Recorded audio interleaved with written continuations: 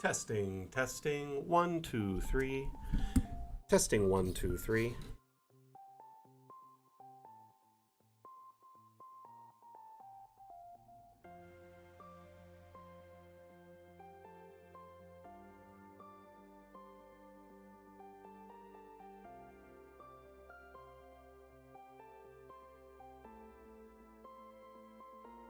Thank you, Mike Smith from YouTube, for confirming that we're getting good sound, good feed. And Roan from Twitch, thank you for the information. Appreciate it. Good to get double sound information. Are you both getting light music in the background with the mic being the most prominent? Music should be very faint. Welcome, Matthew. Welcome. All right, everyone. We got a quick countdown here while I'm doing some last-minute checks, sound checks, video checks, making sure everything is good. I'm going to refill my water, and then we'll get started, okay? So I will be back momentarily. Stand by, everyone. Keep each other company. You can see the chat, I'm assuming, and converse between each other. Chat feed on the stream shows everything there. All right, I'll be back.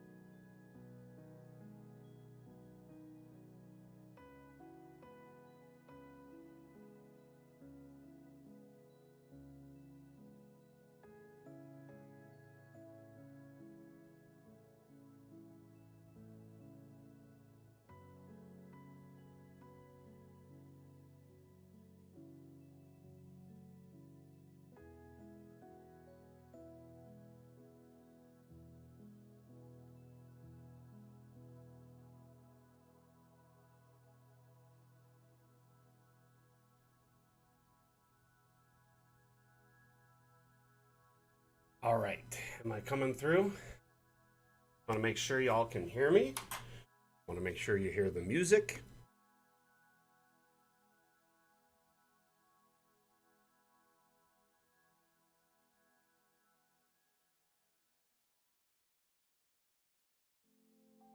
Hey, Belle, how are you? Perfect. Awesome. Got a good turnout today. Welcome, one and all.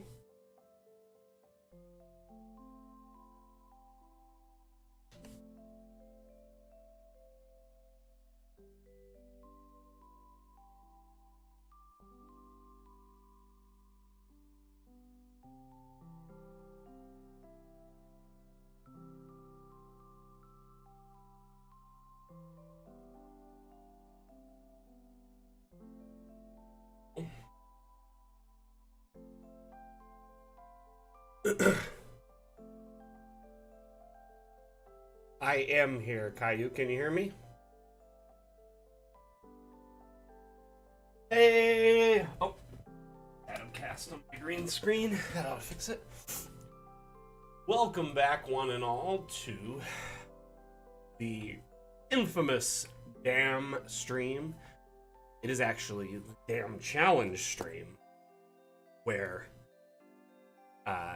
our map makers flex their cartographer creativity against each other and show off their skills, if you will.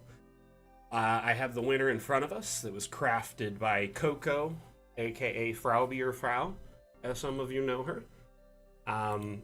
This map is incredibly gorgeous, and I'm excited to share it with you. There was a lot of amazing entries in this DAM challenge, which, for those that are new here, the DAM challenge is an ongoing map-making contest we host here on Twitch. Well, across Twitch and Discord, and now all our stream platforms. It's going to be like a multi-platform contest, but it's mainly hosted through our Discord. That's where you enter. I am good, Caillou. Dito, thank you for asking. I'm glad you hear me loud and clear. Do you see me good? Do you see the stream feed? Everything's coming through?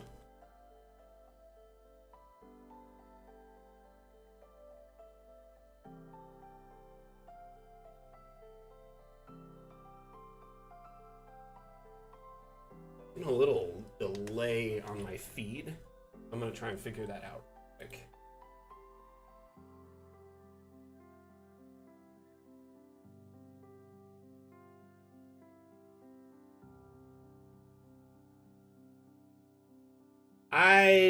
You know what, Chow? We're gonna have this conversation again today, aren't we? But I think I'm just having internet issues today, and so I just want to apologize in advance if the stream is bugging out or has any delays or anything like that. What I'm gonna do is close up any excess stuff I can to just try and minimize the impact these tabs I have open might be having. Anyway, thank you one and all for being here. I appreciate you. Is the stream like coming through good for everyone, or is it having a little bit of... So Chow likes to give me a hard time and just kind of joke around, troll me a little bit. I have never actually set a launch date for the next update. I have kind of given estimated windows with like a disclaimer that it can always kind of change, subject to change. Anyway. Okay, well, if you guys and gals think it's fine, then I'll leave it be.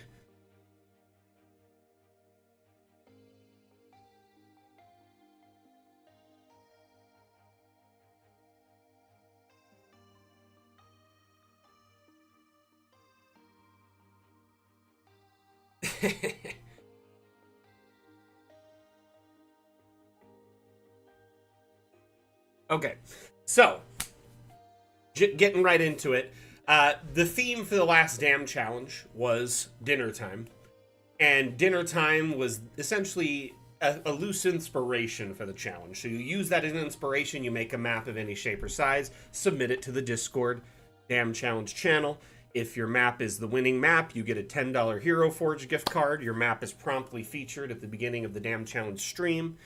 You get a little representation in our weekly newsletter, the Cartomancer Chronicles, as well as a shout out across our social network platforms. And you also get your map added into the DAM Challenge Gallery, which is essentially a map that I'm making that's a living gallery to showcase every winner from every previous DAM Challenge. Now, this map is insane because it's actually a giant's table. So everything is mega sized here by scale. Look how tiny the grid is compared to the table. So the creator disabled collisions and scaled everything up to insane proportions.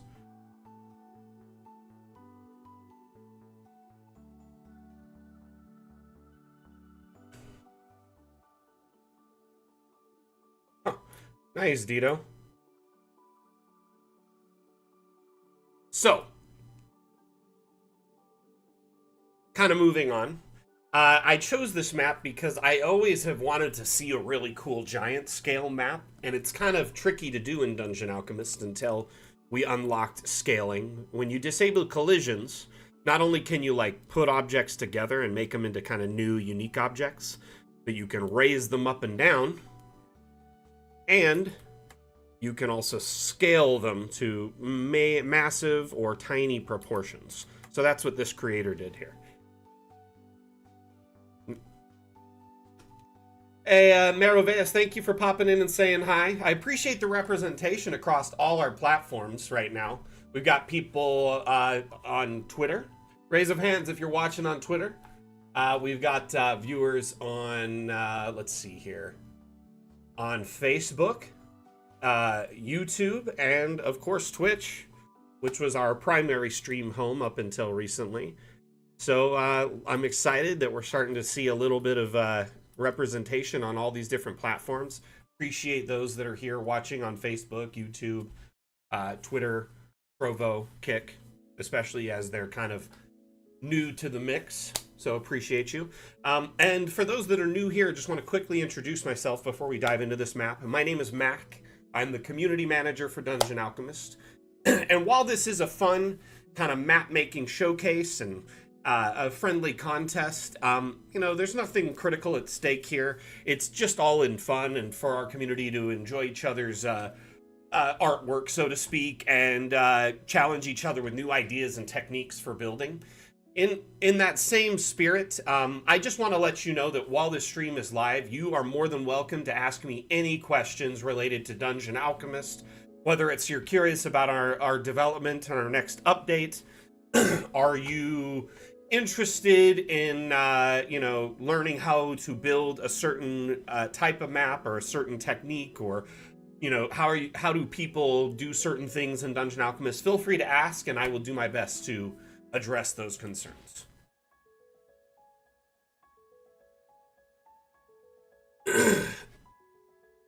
So the best way to do it, the same scale, Chow, is to just put all the objects on a singular object and scale them together, because they'll all scale proportionately. So like in this case, the user probably made everything on the table very small and then scaled that up, and then everything on the table scaled up at the same time. Unfortunately, they're not here, so I can't confirm, unless they are here. Coco, are you here right now? Oh, so some of the items are on the table, some aren't. So they hand-placed some others. Interesting. That's a lot of work then. So some scale with it, some do not, as you can see. They also might have hand-placed and delicately placed a few.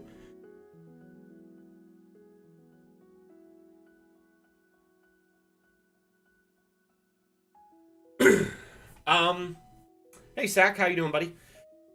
Fifth asks, sorry for the out-of-pocket question. Do we have any certain dates for upcoming updates? I am most interested in the new wall building options. That's a very good question, and it gets asked a lot, so I'll address it really quickly. Right now, we don't have a concrete date for the next update, which is titled Magic. I will tell you, there's over 600 assets in the new update, tons of quality of life features and improvements, and major improvements to room building using AI. Not only will you be able to raise the buildings up and down before you generate them, you'll be able to do round structures, diagonal structures, a combination of the two. You can move structures before you generate them, rotate them before you generate them. It is very cool. Now, keeping that in mind, the update is forthcoming, and because of all these features being compounded into one update, it's massive, and the testing is rigorous, and they want to make sure it's not buggy and it looks good and it comes out as a solid product. So that is where we're at right now, is like alpha testing and just final development. If I'm not mistaken, all the assets for the update have been made, so we're just testing assets now, testing the dev build itself. So, with that in mind, there is essentially kind of a rough timetable we have, but it's subject to change. I would say, end of May is optimistic at this point. Just because there is so much in this update. And I will admit, it is probably the longest gap in between updates ever with this update, but you're getting so much with it. Tons of quality of life improvements, tons of new features. Swedish cook, bro. Don't be trolling like that. Shh. No. It will not, Roan. It will not include pivot points for objects to rotate. If we ever include anything like that, it will likely be in the Fun with Objects update, which makes sense.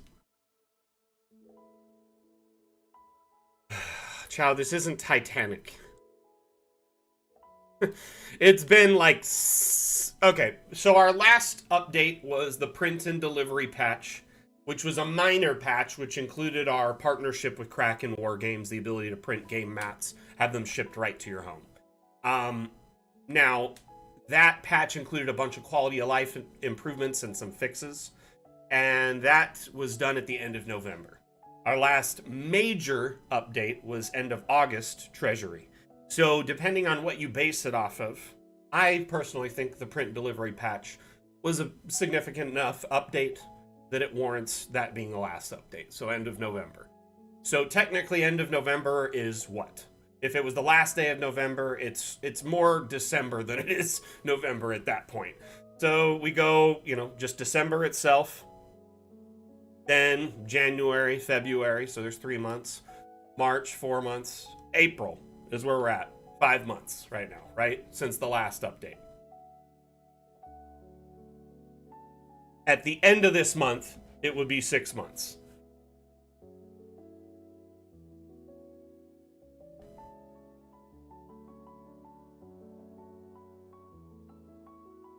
Anyway, now, the devs have stated, or when it comes to rotating objects, that Unity has a problem with what's called negative values, so it doesn't like mirroring things or flipping them around.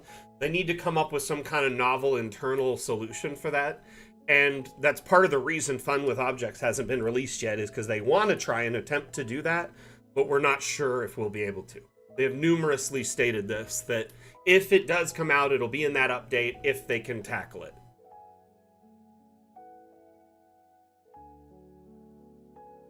So end of May is the optimistic thing. Caillou,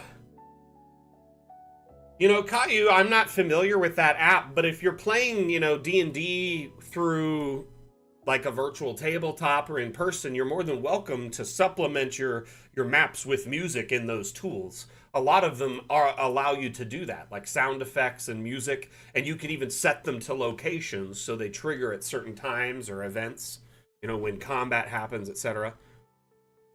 But at this point, I would say we're more than likely, let's just assume end of May, right? Around there, and it could go into June. But if it happens earlier, that's a plus, right? I really don't have an exact window, so it's really hard to speculate at this point. So this map here, where is the token on it? I'm trying to find it. Where was it at, Random Ladybird? You said it was somewhere. Excuse me. In the oh, inside. Oh, I didn't notice it. It's being kept prisoner. Poor little token guy.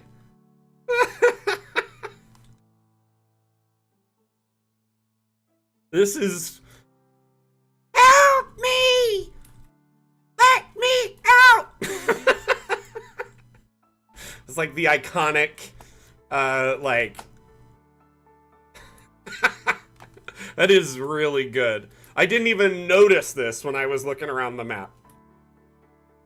Right? Tinkerbell. Honey, I Shrunk the Kids. Like any number of iconic scenes where someone tiny is picked up by a giant and kept in a display or something, you know? So this is human height, and this is in the giant world. So, I mean, this is massive. Man, that is a big boar. It'd be terrifying. Giant's finest. Don't whine. Yes, of course you can.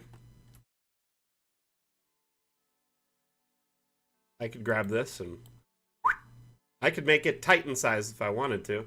They scale like objects. So once you've disabled collisions, then the tokens are unlocked as well. But you must do that first in the object tab before. Oof. 3, 5, 4, 5.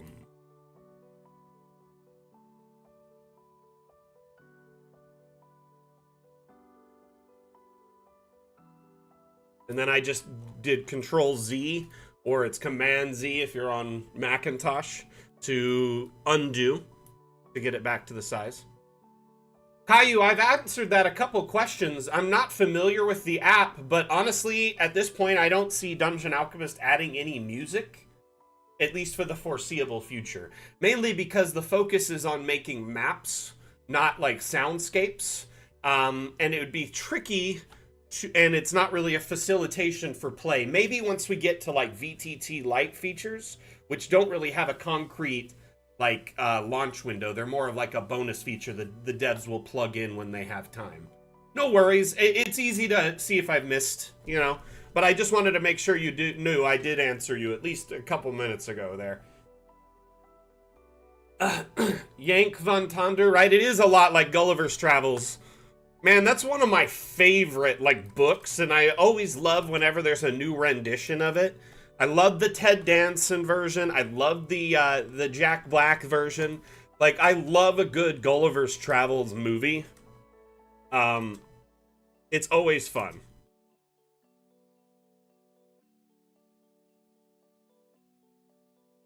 Oh, right, Jack and the Beanstalk. Wasn't there one a few years ago? It was like Jack the Giant Slayer or something like that. I swear my kid loved that one.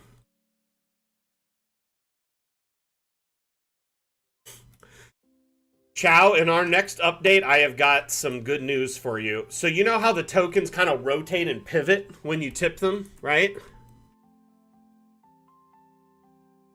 So you know how they kind of, like when you move them, they kind of do this weird, like, jump out thing at an angle? Right? Not a normal movement.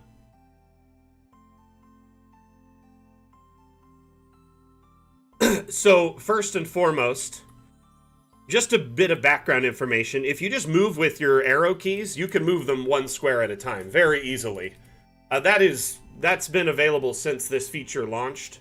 Under the Help tab, if you go to the first person view, there's a tutorial that walks you through the basic usage.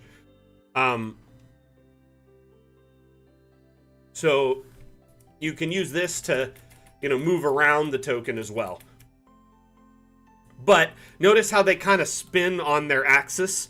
There'll be a feature, and then, well, it's more like a quality of life update. There was a lot of complaints around that movement, and a lot of people don't like it. And I think in controls, there's going to be a check right here that you can disable that. So the token will move like a normal object going forward. It'll make it much easier to place tokens more precisely going forward. If you check that option, it'll be right here. Also, a new option in the update will be autosave, which will be right here. So you can enable autosave and set a time increment, and once you've made one save for the map, set a name for it, it'll make an autosave for that map at the interval every, say 5 minutes, and then it'll replace that autosave every 5 minutes.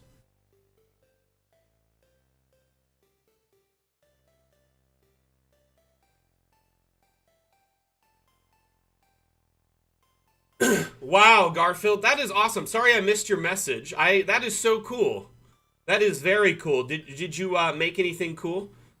Hey, Jodrick, how are you doing? Sorry, chat's moving a little fast and I missed a couple messages there. My apologies.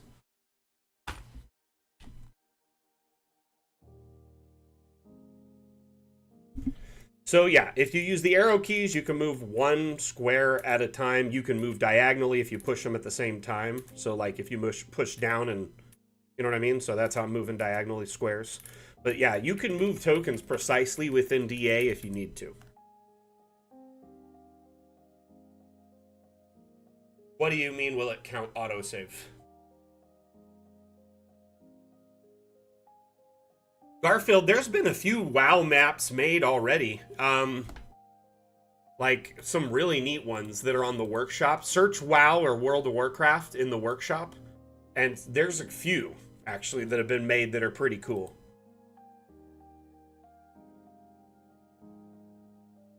Jodrick, we were just talking about this just before you got into. No, they will not. It only, from right now, from my understanding, there's only one autosave. There'll be the master save that you first create, and then the autosave saves in the same space adjacent. It'll just say the name of the save, autosave, timestamp. And then every time there's a new one, it deletes the old autosave and replaces it with a new one. So the master save is always safe, but the autosave just gets replaced. It gets shuffled. I'm assuming to not take up tons of space. Can we get a work timer? What do you mean? Like an on-screen timer? Like an egg timer?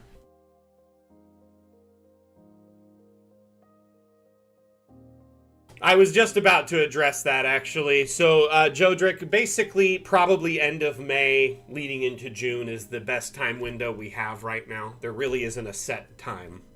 And as soon as the devs know, they'll alert me, and then I can start planning our release content window. I've also not been able to make a whole lot of content successfully because my build is kind of really early alpha and kind of scuffed, if you will.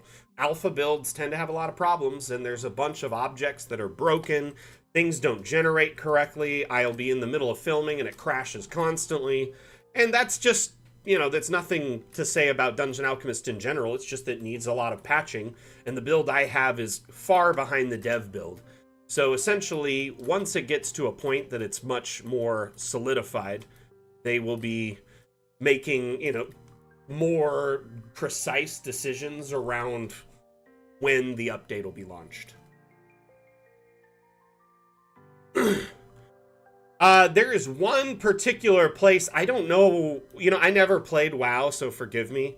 It is a kind of like a dock, like a huge city that it looks like pirates or dock, and it's like docks and waterfalls and kind of a structured town.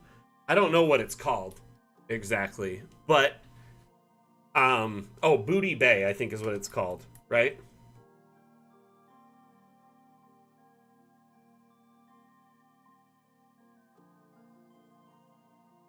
Yeah, that's the thing, is they're testing internally to fine-tune a build to release to me to start making content. So once that's done, then I'll start making content, and we'll probably get a fine-tuned release window. They're essentially in early alpha testing, and the reason I got access to a build was just so I could play around with it and get familiar with it much earlier in anticipation of the launch. I really love this tiny feel, like I'm under the table. Anyone ever see like the mouse and the motorcycle?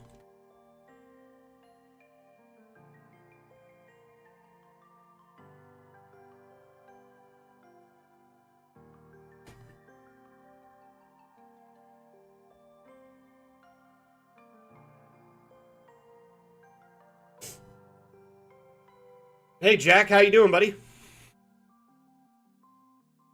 So I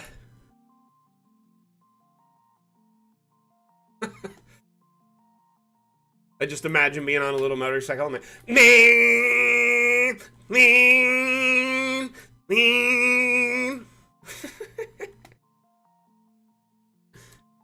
So there was two of those. Oh, Mousetrap, right? That was a really good movie, actually. Feeling better? Were you sick or something, my man?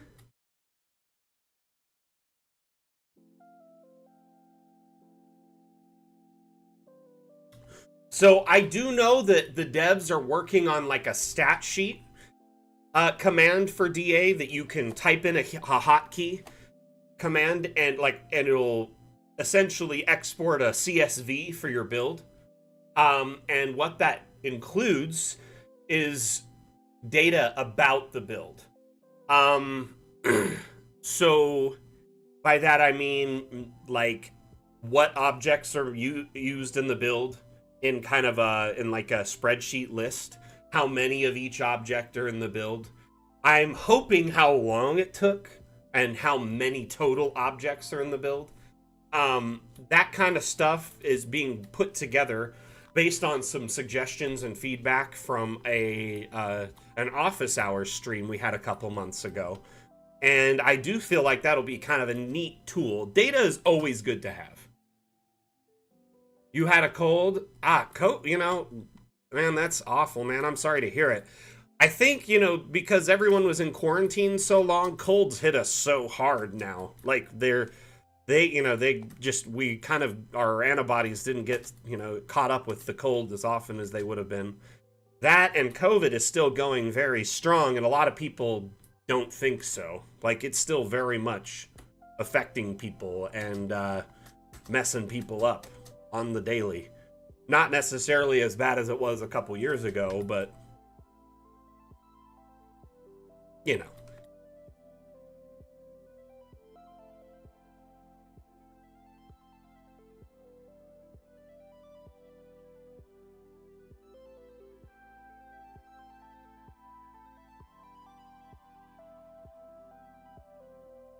It's more like an endemic, it's like a flu or a cold. It'll just always be around because there's really no way to contain it because so many people are out and about and it spreads across so many different ways and constantly is being like mutated into new strains. That's why there's always like new vaccinations every year for flu and stuff like that to catch up with new strains.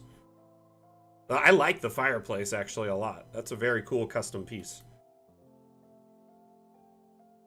Oh man, a sinus infection could be true this time of year too. When the seasons change, like that, or you could have really just really bad allergies, or your sinuses could be inflamed from like season change. This is a beautiful map. Coco did an amazing job on this map, and I'm sad she's not here to get all the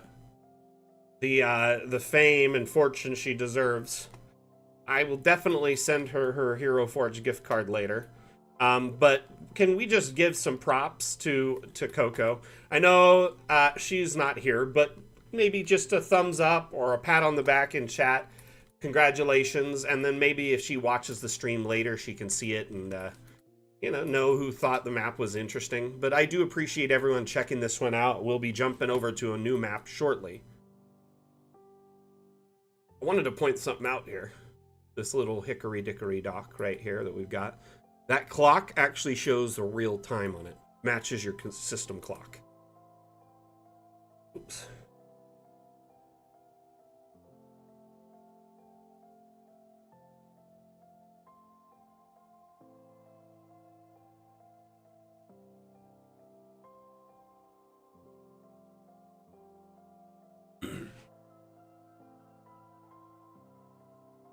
That's my time. If you look at it in your local version of DA, it'll be your time, Zach. Hey, Kid Pix, how you doing?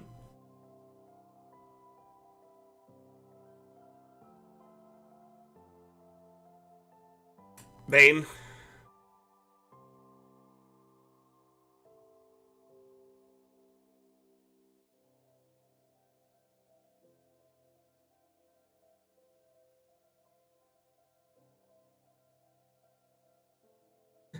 Isn't it really pretty? This is such a good build. I think it was done very well. Let's take another look at the nettle soup here. The little centerpiece soup. Little sweep over the table so you can get really hungry.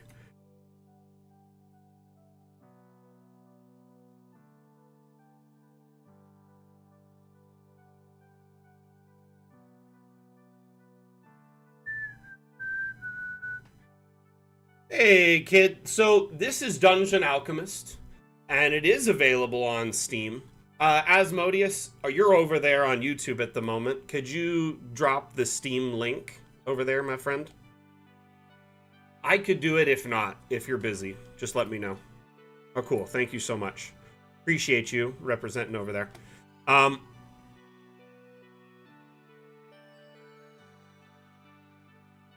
So basically, it is a map making utility and immersion tool, and it allows you to build maps for essentially fantasy-based tabletop games such as D&D or Pathfinder.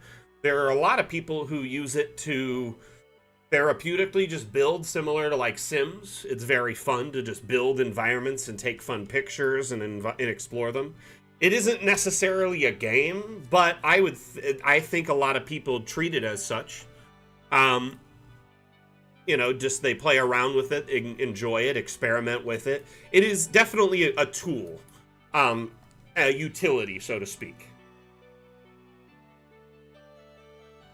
But it is available on Steam only at the time. If you can't get into your Steam account, you would probably need to reach out to Steam support or maybe set up a new account. But you're welcome to check out our listing through Steam's website without having to log in at all.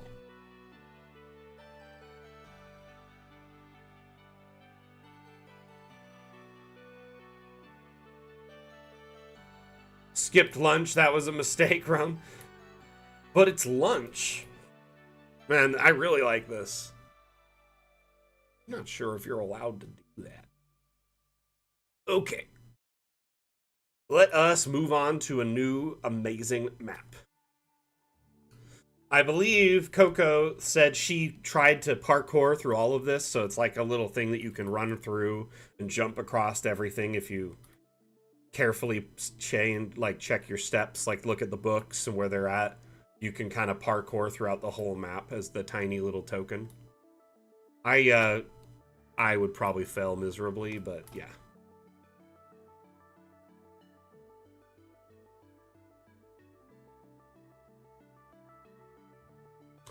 I'm sorry, kid. That's the only place we offer Dungeon Alchemist at this time is on Steam. I would recommend reaching out to Steam and trying to see if they can sort out your account woes or could potentially create a new account.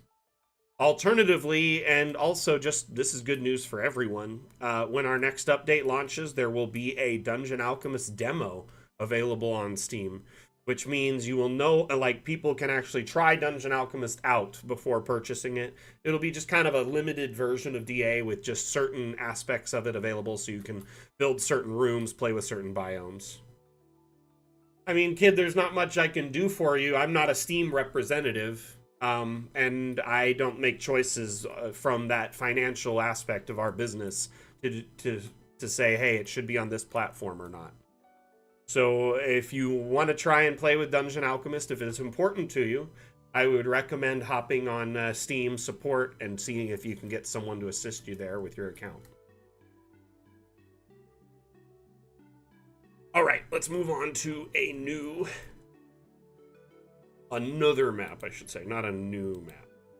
So, there was 10 entries. There's a couple double entries. So Random Ladybird, I noticed you had 2 entries. And Sailor Yugoth had 2 entries. For each of you, I just went with your first entry as your primary. Just to, because I didn't want to delete Steam.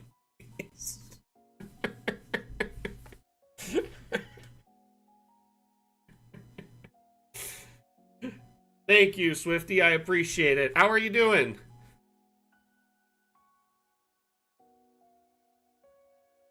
Surprisingly, this is not the first Pac-Man map I've seen. Isn't that weird? And this is not the first Pac-Man tribute I've seen in Dungeon Alchemist. Okay, the second one was definitely your main one. Well, either way, if you and I'm totally for people submitting multiple maps. Going forward, make sure you tag which one is your primary entry, just so there's no confusion. I was looking at it late last night, and I to double check, and I was like, wait, these people each have second entries. And then I ended up just going with the first one for each of them, because I didn't want to ping you guys and at your respective hours. Didn't know what it was.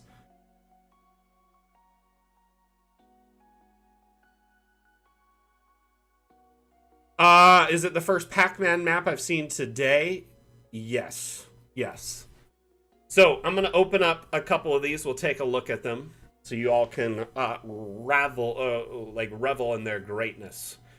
So this one here was made by Geronimo. Geronimo's maps are always a treat. The next DAM challenge starts pretty much Monday. We'll pick a new theme today, and I'll post all the official info, congratulate the winner of the current theme, Dinner Time, and then announce it all Monday. Basically, I give everyone the weekend to kind of think over what they want to do and start working on it in the background if they want.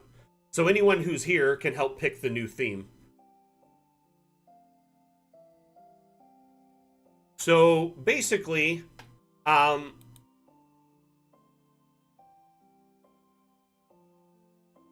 if anyone's interested in helping us come up with a new theme, you're more than welcome to. Our last theme was Dinner Time, and the one before that was 10 by 10. Typically, the theme is pretty much the only guiding major rule. You just have to use that as inspiration, make a map of any shape or size, and then submit it following the rules pinned in our Discord DAM Challenge channel. But if, it's pretty laid back. But like the 10 by 10 challenge, the map actually had to be 10 by 10 or smaller.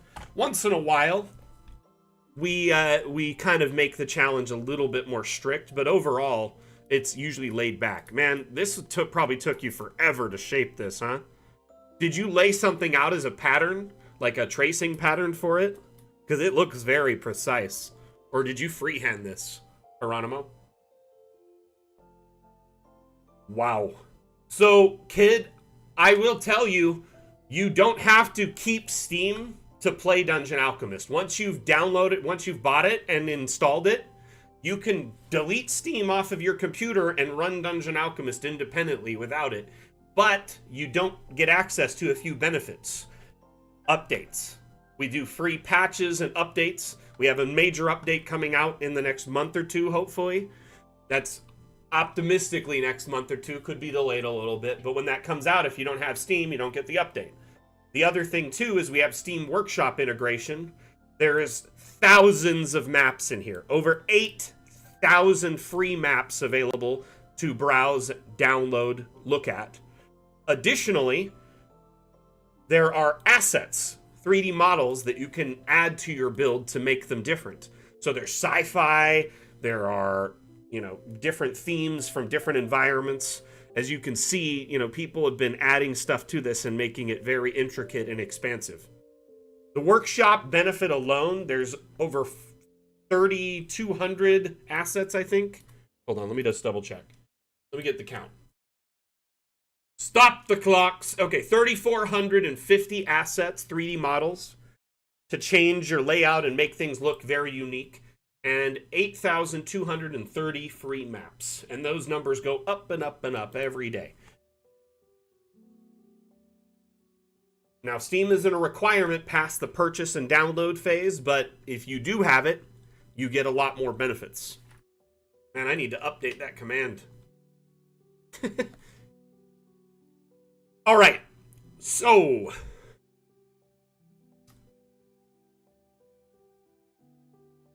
moving on.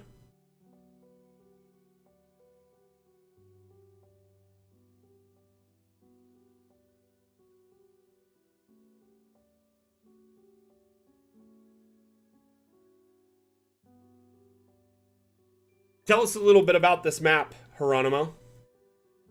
Nope, Freeham, Wacom, so you use the Wacom tablet. That makes sense.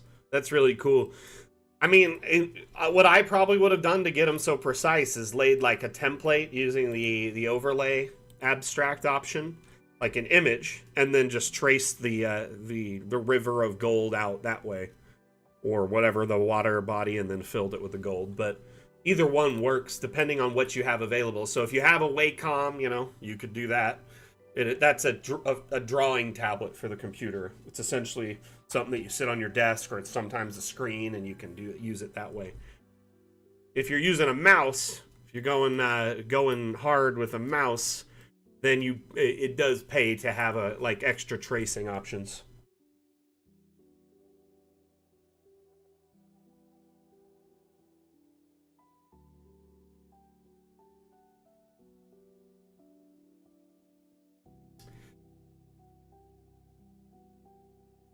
Kid, I'm sorry. There's not much I can do for you. You know, I have no control over regional stuff and your personal preference of Steam.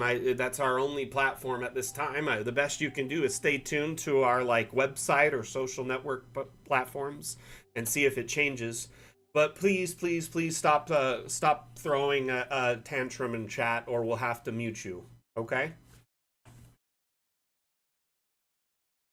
No, it's because it's on Steam, it's offered worldwide across many different, like through the Steam app in many different countries. I'm not sure if Steam's available in your country or if it's just a personal preference thing, but that's the only option for right now.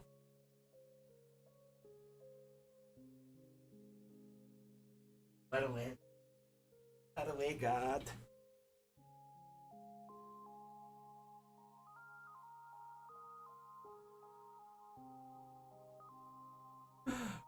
Hey, Christian, how are you doing? Welcome, Facebook. Everyone, this is Seymour. It's a baby. He just got a bath. He just got a bath.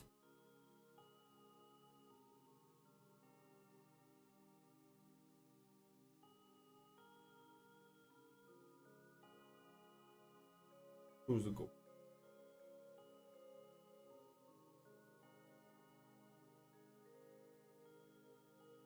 Oh, well, Christian, a lot. We've been busy with our hard at work on our next update. There's a lot of development and testing going into our next major update, which is titled Magic. There's going to be over 600 new assets. 2 new biomes at least are confirmed for right now. And tons of new quality of life improvements and features, including simple things like autosave and more token control. And what everyone's very eager for is round rooms, diagonal rooms, etc. In fact, let's show a quick demo while we got Seymour, because I can't do a whole lot of building. I can hold him for a minute.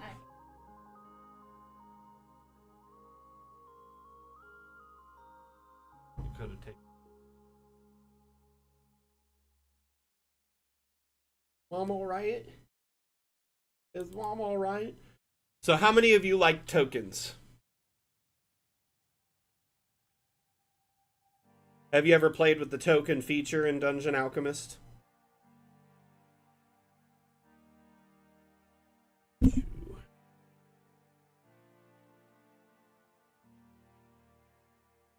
Zach, you quiet it. You quiet your mouth.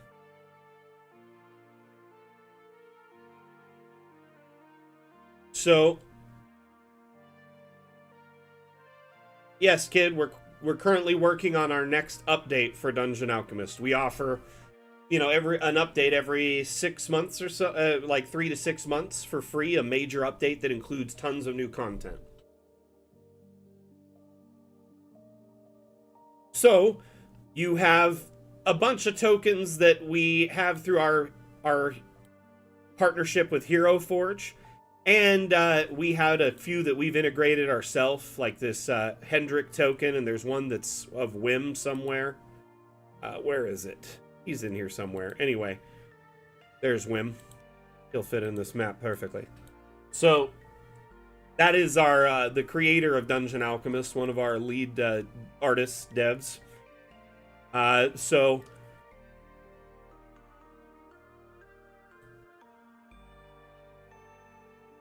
anyway, with that in mind, these tokens here, you can add more tokens if you have a Hero Forge account and you've purchased any tokens, you know, as a 3D digital model, or, you know, if you get digital credits through your pro membership and redeem them on tokens as 3D digital, you can import them. That's one way, right? That's great.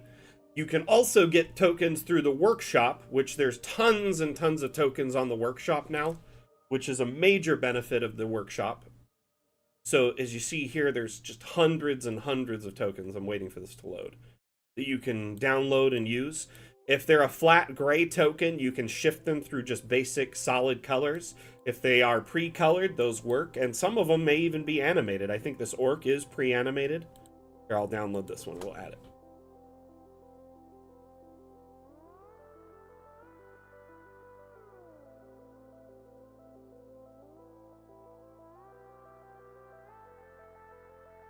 So like this orc here, if you notice, he is slightly animated and moves, so you can quickly add tokens to your collection from the workshop, or using the asset importer. Let's say you've bought tokens from an artist, or through like, you know, like a Humble Bundle or a Patreon. You could import them yourself using our asset importer, which is a tool everyone's had access to for now like 8 months or something like that. Anyway, moving on. In our next update, it'll start a partnership with a company called Bite the Bullet Studios, and they will be making tokens for us for every update.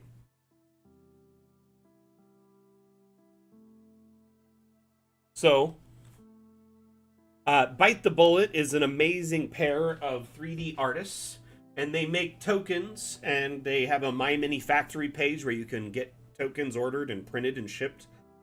They also have an Instagram, and they have a pretty decent following there. But basically, Dungeon Alchemist is partnered with Bite the Bullet to make custom tokens for every update going forward. So we'll be including a package or a set of tokens in every update that are themed to the update. So as you see here, here is a Centaur Bard.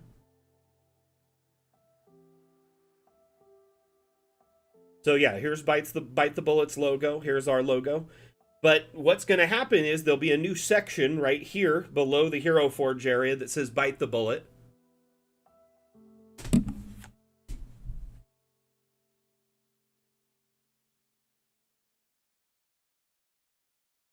Anyway, moving back to... Where's the good boy? Where's the good boy? Oh, good. Thank you. Who's the good boy?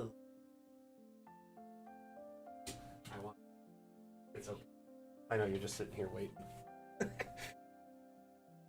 So let's kind of go through some of the tokens, a little preview, if you will. Oh my gosh, I got a bit of news for y'all, okay? Soon I'll be announcing a giveaway, right? And the giveaway is a very cool giveaway that'll be a custom set of commissioned dice that are Dungeon Alchemist themed, and a dice tray that is actually a fabric kind of folding dice tray, and it on each side is a Dungeon Alchemist map. So it's you can fold it up into a tray, you can flip it over and have a tavern on one side, a little roadside encounter on the other, and it works as a functional dice tray. It'll be a nice little prize pack. We'll be hosting that giveaway on our Discord very soon. Very soon. Anyway, that's one announcement. Another announcement I'd like to point out is that in just a couple of weeks, I actually have a very, very special guest in one of our streams coming up in Discord. Every Wednesday, we host... You know what, kid? Okay. I don't know why you're being so hostile, but, we're gonna put you in a timeout.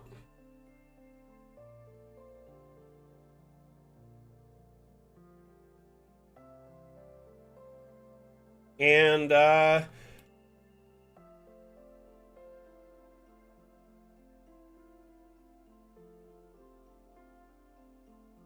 let's see here.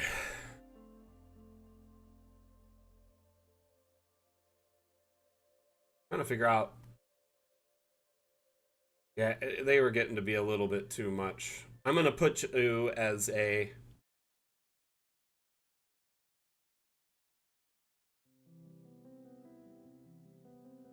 Okay, I'm gonna put you as a moderator, Asmodeus, on this side. I just learned how to do it. So, there you go. You can actually delete messages and put people in timeout now if they're being... Ooh, you've got a wrench. That looks nice. I do... Well, I have printed minis. It's not my favorite because minis have a lot of articulated features, which means a lot of little supports. And I'm not the best at resin printing. I'm kind of a novice. I'm learning. I do have a simple Elegoo resin printer.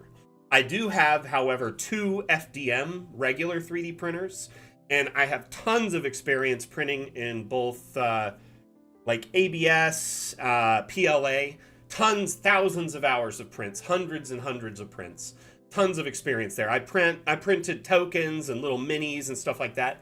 At the end of the day, though, resin is the way to go if you can master it. Resin printers are getting cheap. The problem with resin, though, is it's incredibly toxic.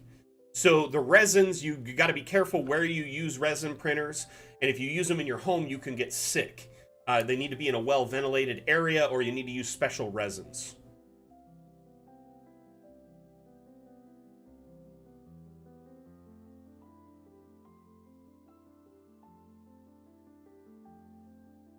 Hey, Sir Pengy, welcome. We actually host a stream every Saturday here on across our various stream platforms, and every Monday. And then also every Wednesday in Discord we host a stream. I mean, typically resin printers are smaller than FDM printers for the most part. Depending on the FDM, I guess.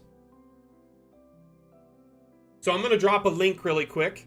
This link is our upcoming event in Discord called Office Hours, where myself and Wim, the creator of Dungeon Alchemist and lead artist, will be present. So that'll be near the end of the month. Oh, you have a photon mono? Nice. Honestly, though, resin printers can get the best detail, the best micron prints. You do have to clean them and cure them. Obviously, you know, painting, great, you know, if you enjoy that. That's not my favorite thing to do. With FDM printers, like if you have a Bamboo Labs printer, for instance, you could do full color printing and do some light sanding, and then it's good to go. FDM and resin printers balance with technology. They're like in an arms race, which is awesome for the consumer because there's always new cool stuff coming out.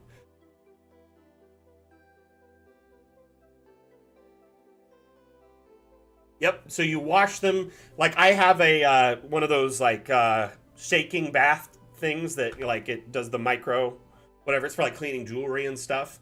And I fill that with a special solvent and then put my prints in and run that for like an hour. Cleans them off mostly. And then you remove the resin supports. Resin also, you need to make sure you have relief holes in the print if it's big, because resin can get trapped inside and not cured. And so it'll be like a liquid inside. So you have to have like little holes in it that'll drip out during the process and afterwards that you can drain it out. Yeah, exactly, Chow. You got to be very careful with resin. I actually made a whole ventilation system and filtration system for my resin printer, and I only will use it when it's like fanned and windows open and the ventilation system's running. Same with my laser cutter, my etcher.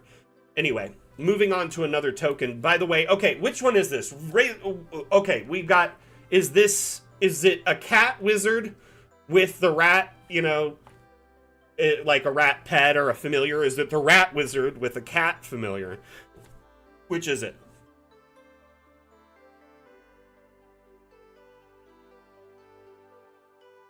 So we've got a dryad druid, as you can see here.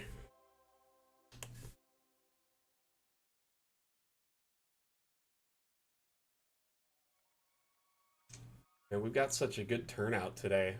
I appreciate everyone being here, showing support.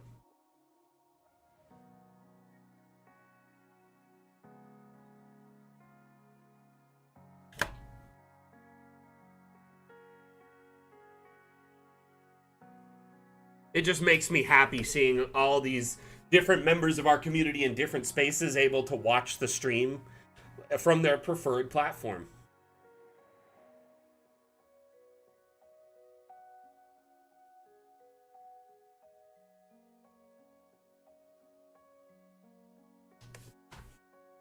A lot of my prints are more practical. Like I don't do a lot of like models and little fine detailed prints. I'll print like brackets that you hang on the wall or custom mounts. Like a lot of my stream hardware, my lights, my guitars, they're all hanging on custom brackets that I designed. My son has like a really cool cup holder that fits on his bed that we designed together in Tinkercad and 3D printed. And it's glow in the dark, so it's like he can see it any time of night.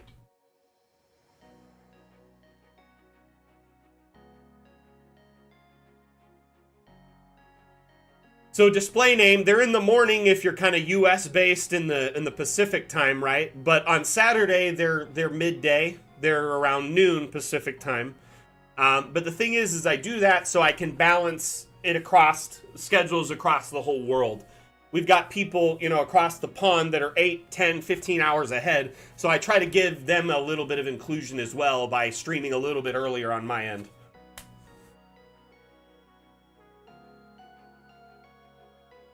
What are you talking about, Sack? This Raven Wizard? Very cool.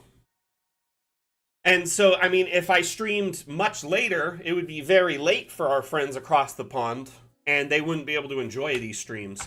So the Saturday streams are typically late, right? But the non-Saturday streams are usually much earlier. Like the Monday stream, for instance, 3 hours earlier.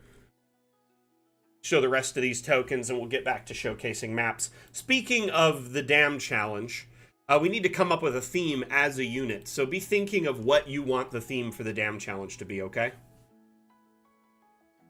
Yeah, we'll kind of have to plan ahead.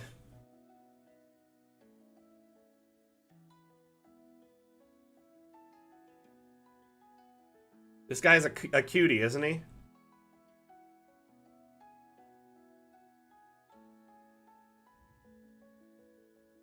Okay, there's the alchemist.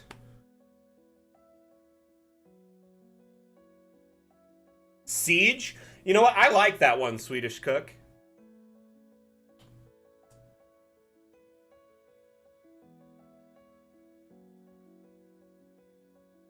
A dam. Dam challenge.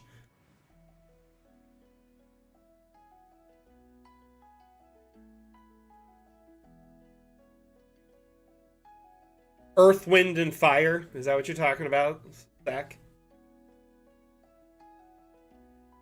Where can I get some damn bait?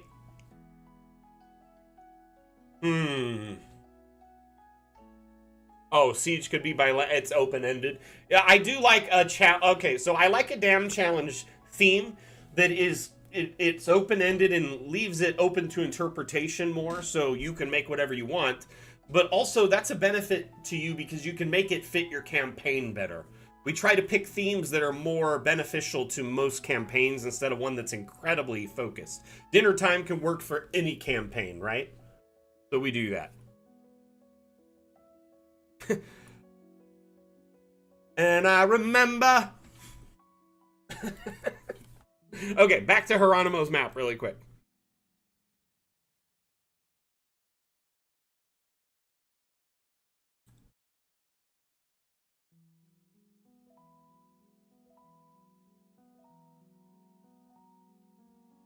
They're like, well, remember in September rhyme.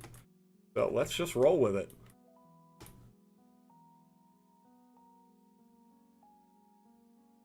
Those little slime kids. This is an opulent feast. It's very bright in here. I'm gonna try something.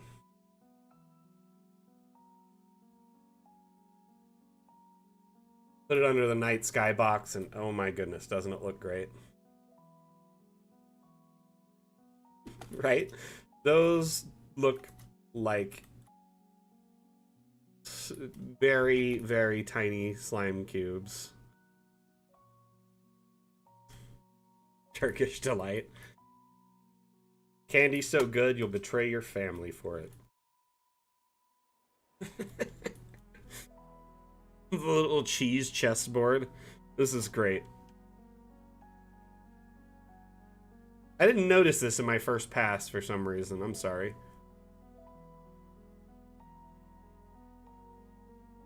Simone, that's an interesting one.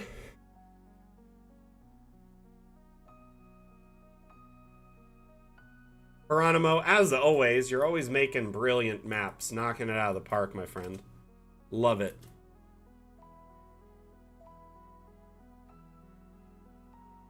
This night skybox is just when you switch it to nighttime. So if you go to your DA on any map and go to night, you'll have a night skybox. So if I go back to day, there is no real, like, day. Like, it's just light, right? And a sun. That's the day skybox. We need some clouds or something. Like, break up the monotony, you know?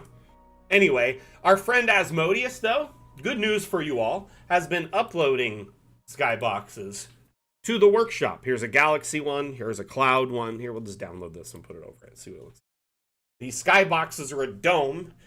Disable collisions. Place the skybox. Oversize it beyond the edge of the map. Inside of that, it looks like you're in a, you know, like a little simulation, basically. Are these half domes or, oh, you do them as full so they encapsulate? I get it. I get it.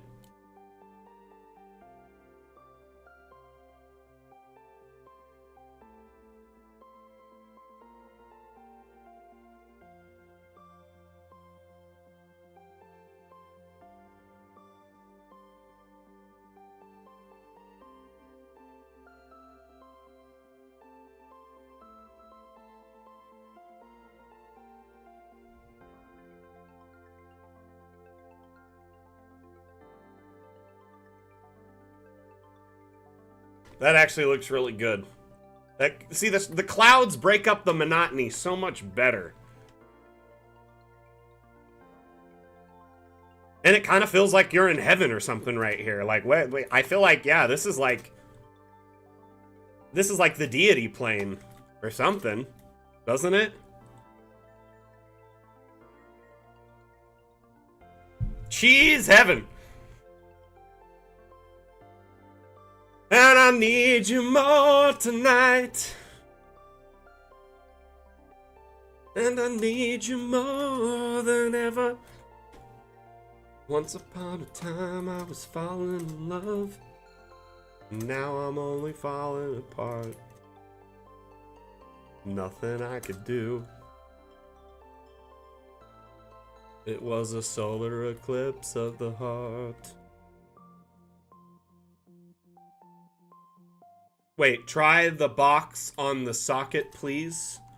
What do you mean?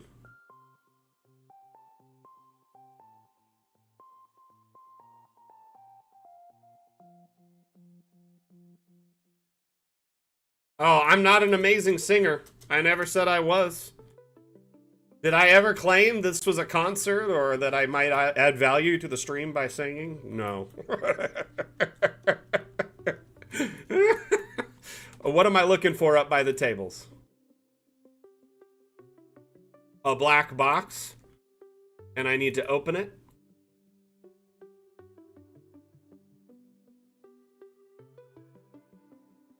This one? Oh, it's just boxes all the way down. Little pretzel in there.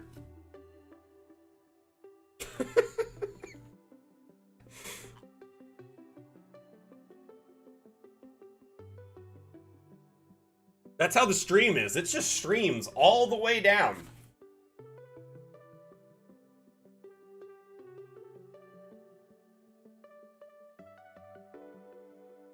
So once upon a time, Mac used to play a lot of guitar, and I used to be in a band with some friends in high school that we were awful.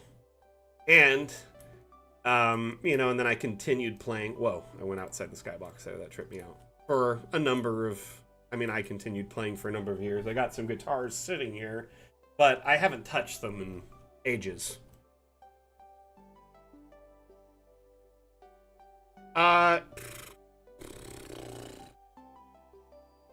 Well,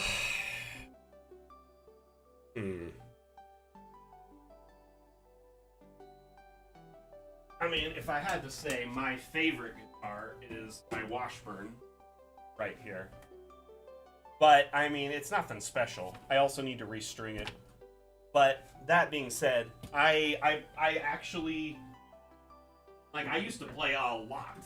And at some point in the past, I was able to, like, take requests and...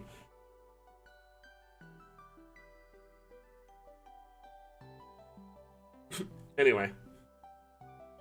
We got a jam. Yeah, right? I'll just book an 8-hour flight for a 3-hour jam session and then head on back home. The normal day at the office. Whenever the dev team, like, because they're all really close to each other for the most part, the artists and the devs in Belgium. I'm, for the most part, the only outlier kind of out far away. Every time they're like, hey, we're going to get together for lunch or this, for something, for a Christmas party. And I'm like, sure, I'll just make sure you schedule me a flight on the Concorde. You know?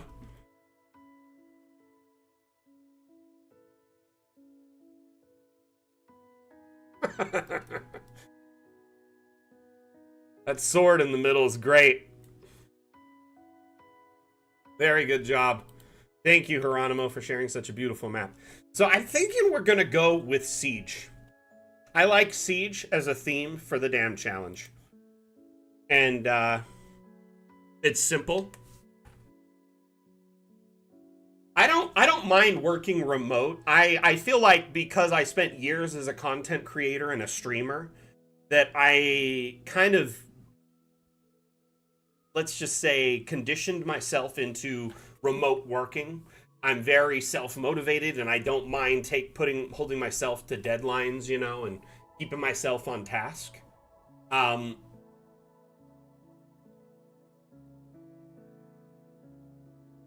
Now, that being said, you know, working from home on a schedule that you set can be difficult if if you're not used to that. And also, you got to balance that with your home life and people constantly walking into your office, your kids, your pets, your family, your wife or significant other who may need you at any time of the day because they're used to having access to you that way.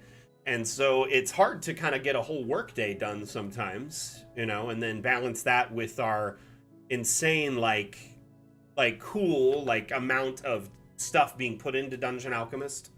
I really do enjoy working for the team, though. I love my bosses. I love the team. I love the product we're putting together. Very proud of it.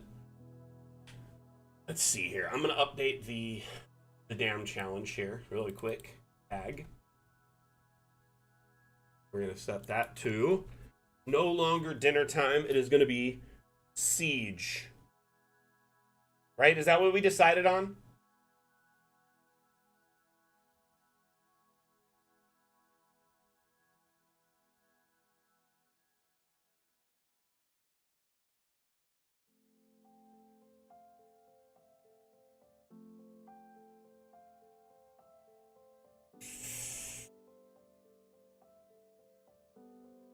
So Dune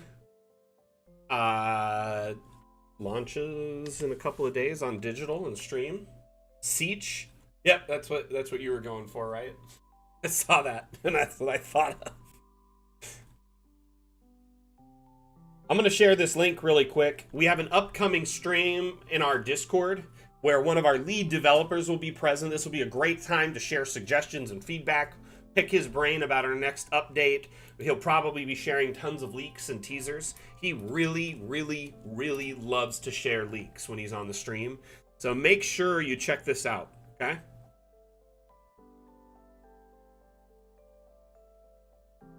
So this map was made by the lovely Highland Lass, and it is such a detailed little build. Lots of neat little rooms that are cozy, full of interesting, dinner settings. Very well stocked and used kitchen. This creepy room where Seymour is being surrounded by a group of dolls having a tea party. Watchtower, was it a B&B?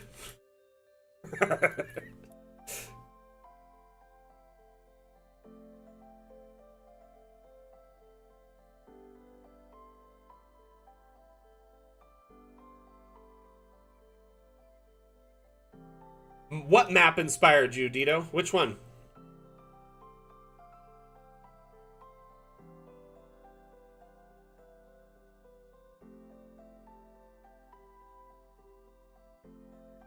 This map? Well, this isn't my map, actually. This was created by a member of our community. But that's the point of these streams. They're supposed to be inspiring.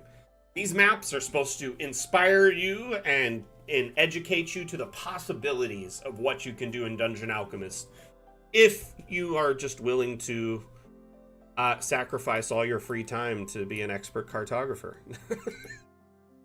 Just ask Sack.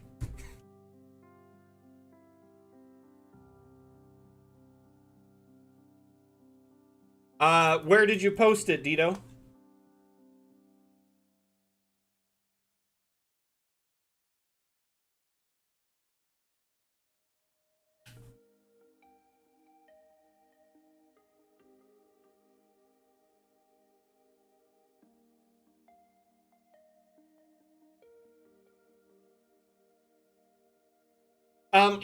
If after I've shared every map from the DAM challenge entries from the contest, if we have time to share additional maps, I will most definitely open it up, okay?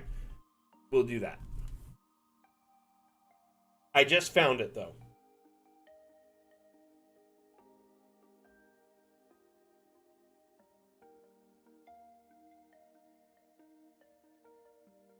Well, no, he was asking me about his map, and I was like, I don't think you entered the DAM challenge, Dito, so I was confused. I was looking for it in all my stack. So tell us about this map, Highland Lass.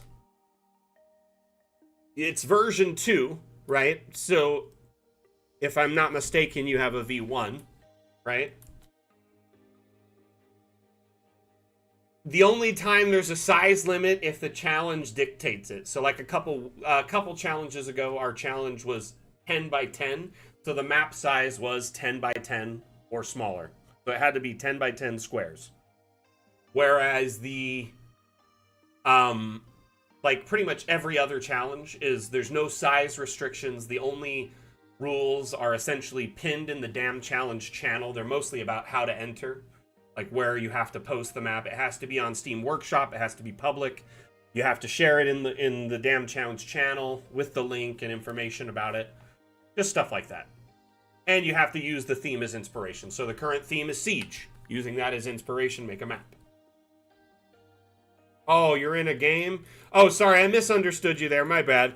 But yeah, no, I wasn't trying to abandon your map or anything. I definitely want to showcase it. It's very beautiful. I love the intricacy of it. I'm noticing you're starting to include this crow, this raven in all your builds. Poor Seymour is in here all alone with all these dolls. They'll probably blink simultaneously at some point here in the next couple minutes. This doll here, it'll open its eyes and close its eyes like every 5 minutes.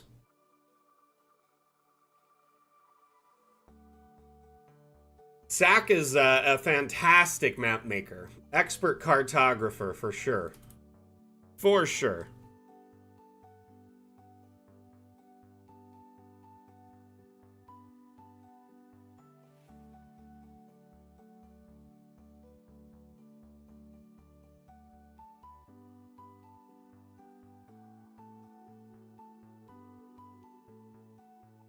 Breadcrumb. Oh my gosh, right? Below the bird's post. Oh my goodness. That, or, you know, the other thing.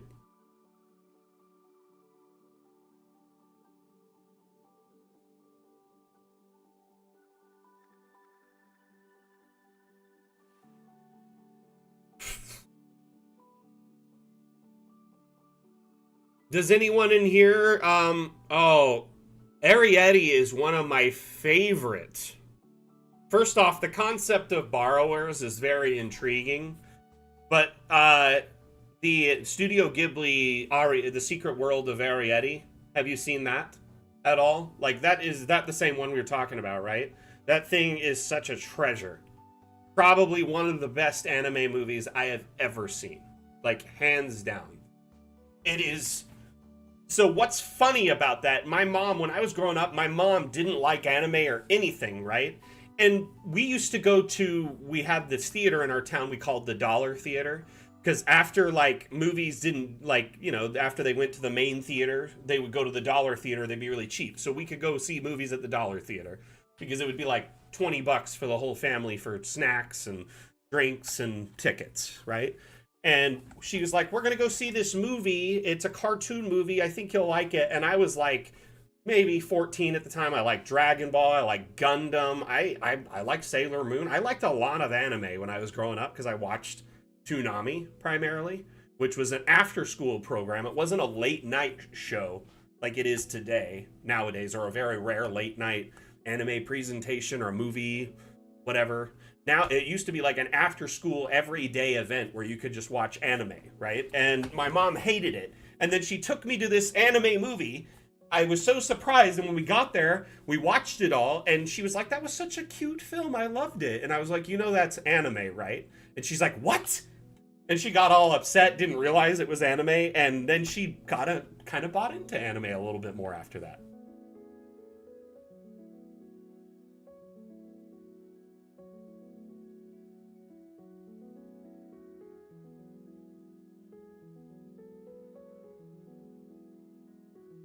Honestly, the thing about Ghibli films is they are a lot about processing trauma. Um, the particular like the creator of all the arts, the artistry, and like the story, he's been through a lot in his time. I believe he was in, you know, world wars, and so that's kind of representative of those times. And there's some inspiration from those time periods, and it's just like almost like it's an alternate realm in most cases, where a little bit of escapism, if you will, in some cases.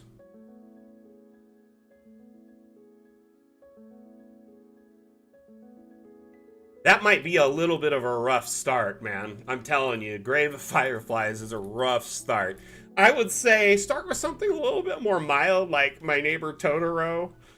Secret World of Arietti is pretty good. They're definitely more cute and less intense. Spirited Away is, not for the faint of heart, necessarily.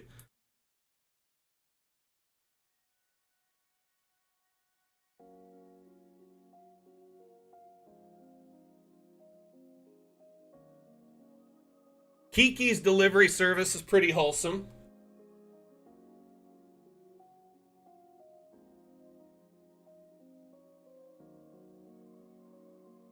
I mean, if you had a broom of flying, like, wouldn't you, like, probably take advantage of that and maybe use it for a courier system or to get around quickly?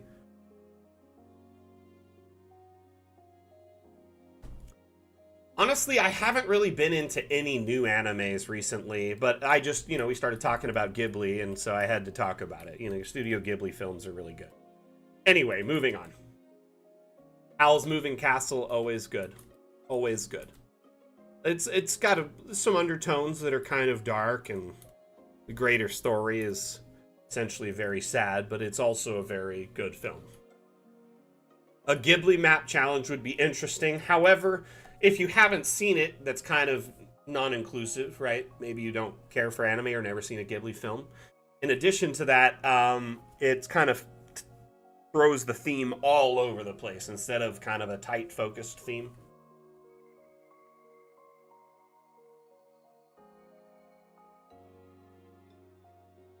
Tales of Nausicaa, isn't that the one with like the dragon, right?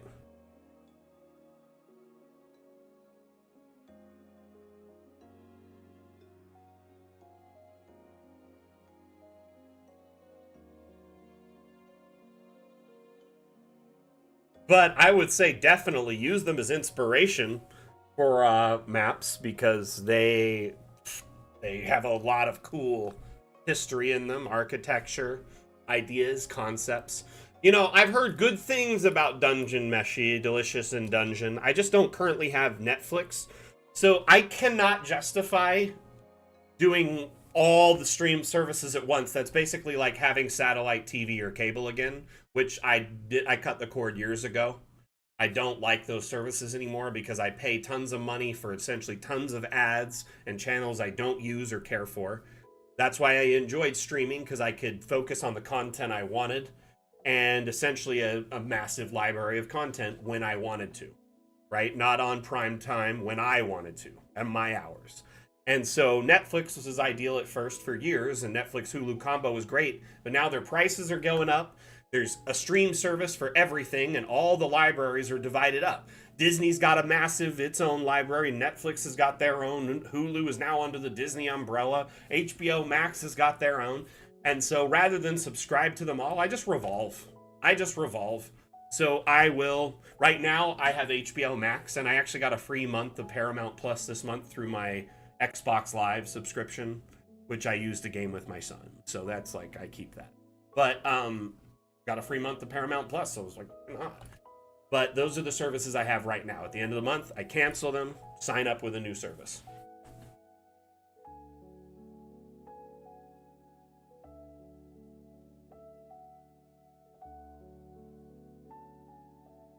Sailor Yugoth, you're always so good at setting the scene, and this is just, it looks like a monster dinner or something from like Hocus Pocus, or maybe like a scare house. I love it.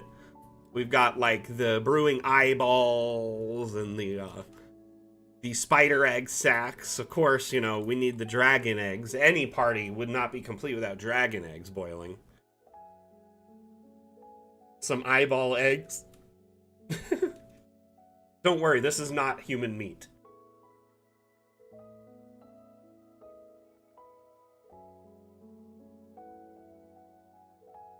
What's up, Swedish Cook? What's a good idea? Rotating the stream services? What do you mean, my friend?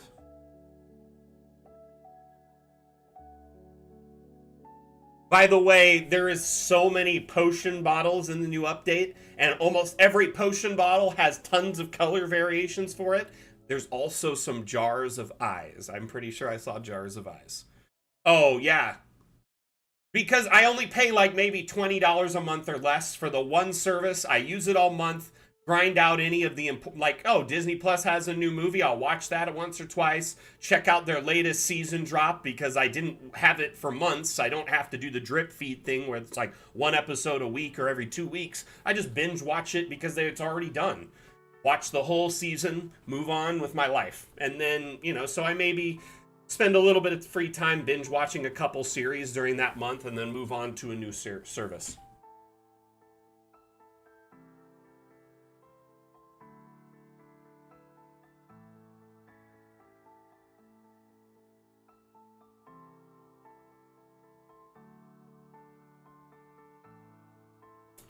I will say some animes tend to have like a little bit of weird ick factor, and that's part of the reason I haven't watched some newer ones. I carefully pick and choose the animes I'm going to watch. So I'll wait and kind of hear reviews, hear from friends, ask, read a few things, and then I'll decide to watch it.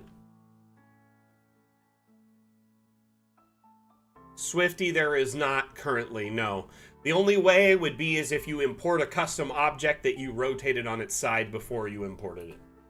So if you use the asset importer tool, you can import custom objects here. And if you have the ability to sculpt a 3D object or craft one using tools like Tinkercad or Procreate, etc., then you can rotate it in that tool before, or Blender or whatever, before you import it here.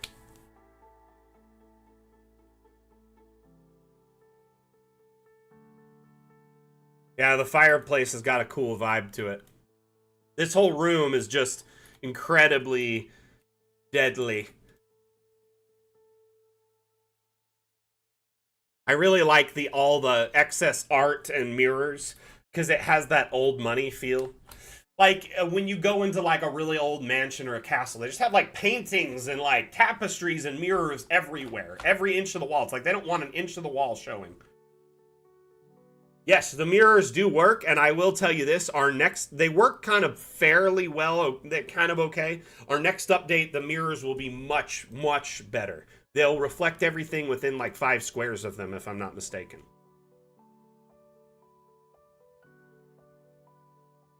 Yeah, so unfortunately we haven't incorporated a way to rotate objects yet in Dungeon Alchemist. If we do, like to that degree, like on any axis, if we do, it'll be in our Fun with Objects update. But the devs have said that they're trying to tackle it because it's difficult. And that's mainly because Unity has a problem with what's called negative values. It doesn't like mirroring objects or rotating them in the opposite direction. But our devs are really clever. They may come up with a novel solution.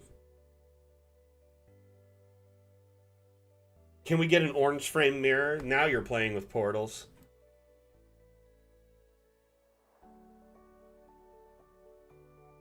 That's something I'll bring up with the devs. I don't know. I think the mirrors will reflect everything within 5 squares, so if the token's within 5 squares, it should.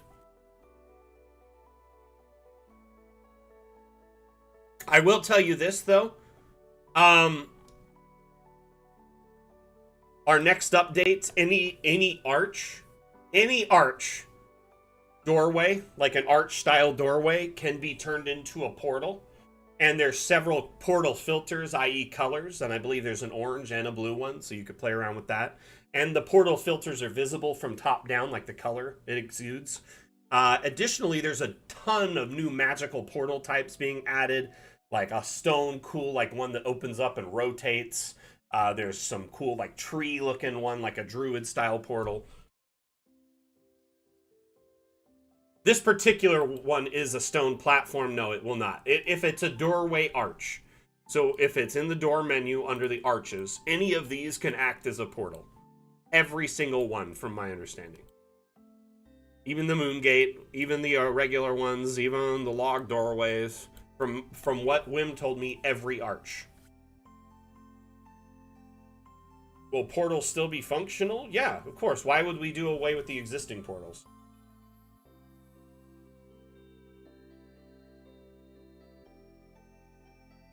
You mean like the existing portals we offer, like the Moon Gate? Like this one? So this one you can place anywhere, right? I really like the idea of these arches being a gate, because that could be really cool, right? Like, just place that in a field somewhere. Oh no, not like that. And I mean, you could set up something like that in your VTT. So if you use like Foundry, for instance, Foundry has a module available called Monk's Active Tiles. So you could transport the players from one scene to another, or another from one area to another, once they step on the tile at that door. Does that make sense? Unfortunately, there is no... Remember, Dungeon Alchemist is a scene setup. It's a map maker, an immersion tool. So you're setting the scene and you're taking screenshots and imagery of it and taking, top-down exports or animated exports to set the scene for your storytelling. So if you want to tell your players that when they step through that door, it teleports them through another map as the DM, that would be the storytelling that you would have to allude to and, move the story through ahead by saying that. And I'm sure, given the fact that it's the tabletop imagination game, they'll take it with a grain of salt. A lot of people play just using theater of the mind only, no maps, no immersion tools. So I'm sure just saying, hey, once you went through this portal, we went through another map. Now, that being said, if you're playing in DA, you would have to facilitate that by loading a new map or a new area or something, or moving their tokens. We don't have any freestanding door arches at this time. It would have to be, like, we have freestanding walls, right, under structural. And some of these walls act as an arch. They're called an arcade, which is technically an arch. But I don't think these act as a doorway where you can put a portal, unfortunately. Not at this time. And I'm not sure if there's any changes in the development plans for that in the future. So, can I just say I binge-watched all of the Fallout series over the last 2 days, and holy cow. If you are a fan of the Fallout games, highly recommend checking that out. Wait. Uh-oh. Pushed the wrong thing. We actually just looked at one of Sailor Yugasma, so we'll skip over his other one first. I've only played a little bit of the games. My son's played a bit more than me, and we watched it together, a little bit of it, because I kind of got a heads up on what was in the show and what we had to skip. So we'd like pause it at certain intervals and skip things.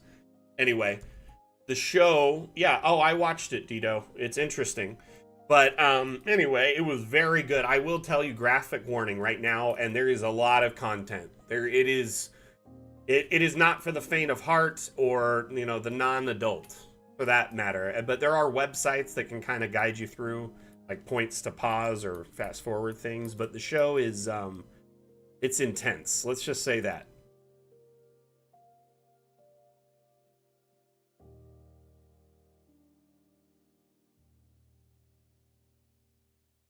Hey, see you later, Simone. Have a good one.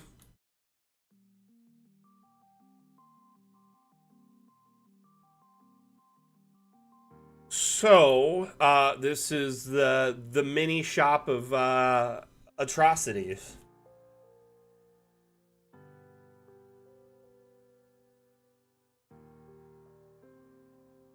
I will say, when we were talking about streaming services, Amazon Prime is like the only one I keep active for the whole time because I use Amazon shipping all the time.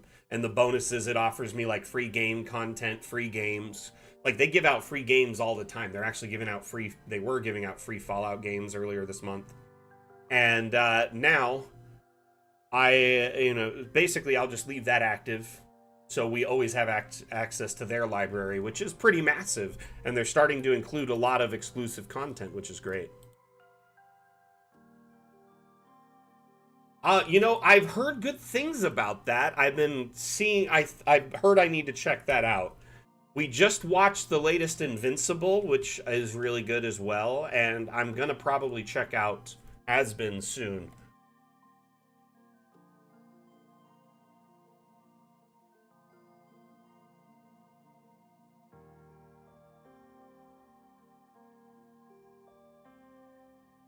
You know, I will say this, Swifty. Sometimes you may not have the motivation or energy in the tank to entertain, right? But it is easier to support streams and stay active in communities to a degree than it is to, like, constantly produce content, create content, entertain, put yourself, in front of people.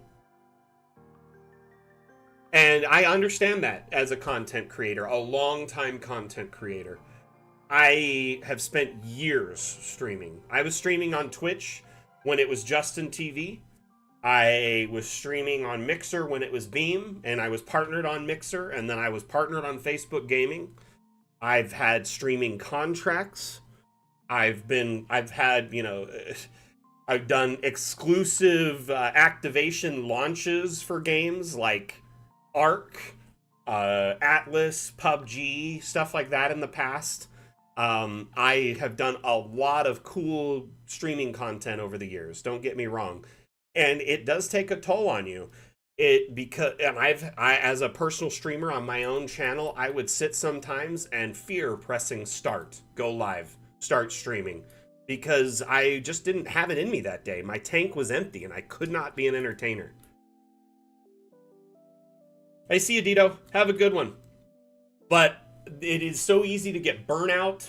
It's easy to get off schedule. It's easy to get imposter syndrome. And I will tell you this, if you're struggling with any of those things, or maybe you're feeling like your streaming isn't going anywhere or you're not getting the results you want, why don't you, any of you, and this goes out to anyone here, if you're a content creator, whether it's YouTube videos, streaming, feel free to ping me on Discord or reach out to me, whatever, and let me know, and we could talk about your channel, your content creation, and see if we can come up with a plan to, make it better, or, make it more enjoyable. And it might also be a good indication if you're not really enjoying it after you've tried and put in a serious effort. It might be a good idea to just hang up the towel and just game again. Sometimes turning your hobby into a grind can totally make the hobby not that fun, right? Hey, Rosemary, welcome. How are you doing? That's a masterclass in any content creation or turning any hobby into a grind, okay? Whether you make crafts like arts and crafts, you love forging metals in your spare time and you turn it into a full-time business, or woodworking, or you make jewelry, or you craft dice for fun. Turning a hobby into a hustle can take the joy, suck the joy right out of it. And you got to find a balance, okay? And you'll find yourself in a position where, like, why am I doing this sometimes? So you need to make sure you find that balance where you're making a proper justification. Are you being paid fairly for your time and your talent? Essentially, is this worth the effort you put into it? Is it fun anymore for you? It's a sunken cost fallacy that is a very known thing. Look that up, sunken cost fallacy. You'll get to this point, you put hundreds of hours, maybe even thousands of dollars into streaming for hardware, software, and you're like, shoot, I can't quit now. Sure you can. Now, I'll tell you this though, the only thing that will prevent you from succeeding is quitting. Because if you stay at it and you keep at it and you find your people, your groove, your community, and your content that you enjoy, you most definitely can succeed in streaming. I'm a living example of that. I turned streaming into a career. Okay? And a lot of people, a lot of my colleagues in the streaming sphere have become community managers, social media managers, streamers for companies, because it's an easy transition for them. They've been doing it themselves for years. You know what I mean?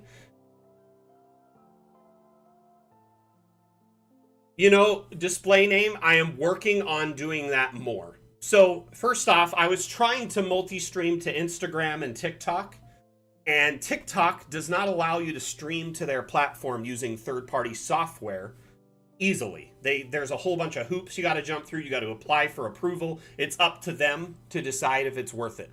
And then they'll give you an RTMP link and token, which allows you to use third-party software so you can use multi-streaming. Now, just today, or yesterday, Streamlabs announced that they have got a partnership with TikTok.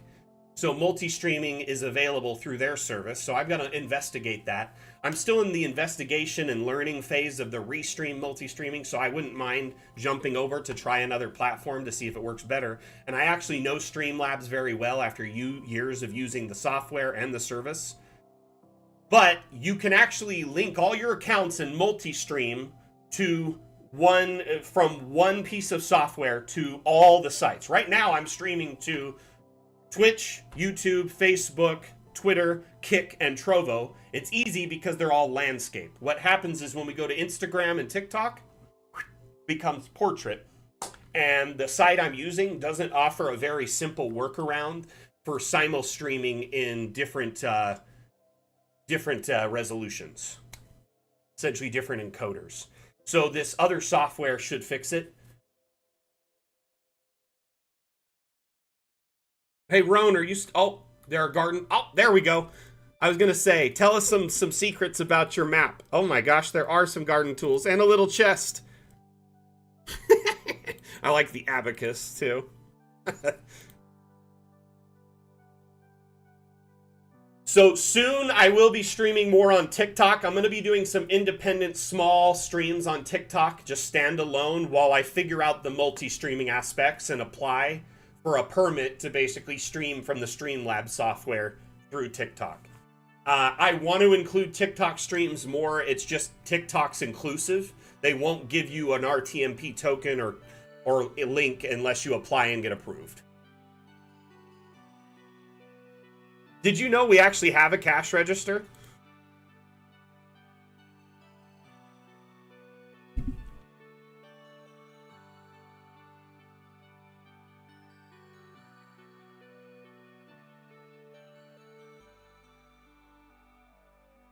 Just so you know, Roan, if you want to change a map you've already, and this is for everyone, any of you want to change a map you've uploaded to the workshop, do not work on it locally and then try to upload. Open the map from the workshop and then make adjustments. So you go to workshop here and you go to open published map, right?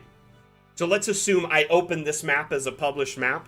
You open the map up, make the changes you want to make, and then under the Steam Workshop tab, it'll say update published map. So if I own this map, if it was mine, it would say update published map. And then you just click update, it'll send that update to the workshop. Then you can hit save, and then save it locally as the updated master. So you have 2 copies, one on the workshop, one local, and they're both up to date. You want to do that, especially if you have a lot of people that have favorited and subbed to your map. If you update a new version that's like a V2, then the people may not see it. Unless it's like a refreshed version with new assets, don't do a V2, like a remaster. Always just update it from within the existing one. What are you going to do the same thing on TikTok, Jodrick? What are you talking about? Streaming? Do it. Do it. I encourage you guys and gals to stream. Just because I'm doing it doesn't mean you can't. I'm not going to eat up all the viewership, and I'm not on 24/7. You know? If anything, it helps each other grow.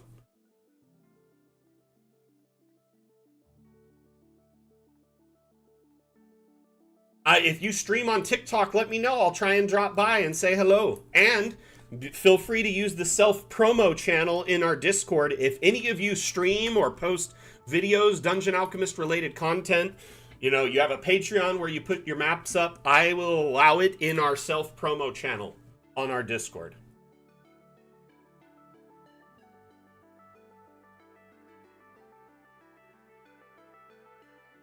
I'll allow it.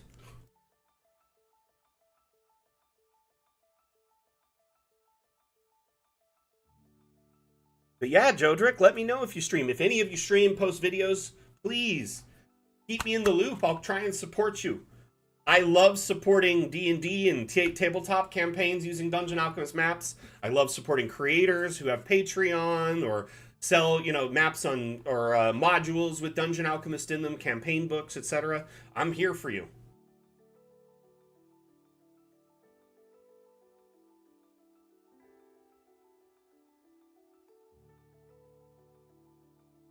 All right, let's move on to another map. Roan, this is beautiful. Oh yeah, something about making it dark, right? We're gonna make it dark. We can see the red lights. Ah. Looks great.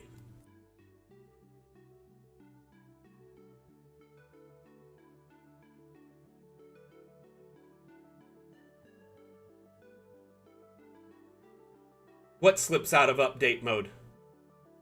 Random Ladybird. Like a map you open from the workshop. If you open it from this tab and click Open Publish Map, as long as you open it from the workshop, then the Update Publish option will be there. But you can't open it from locally first. Yes, Swifty, of course.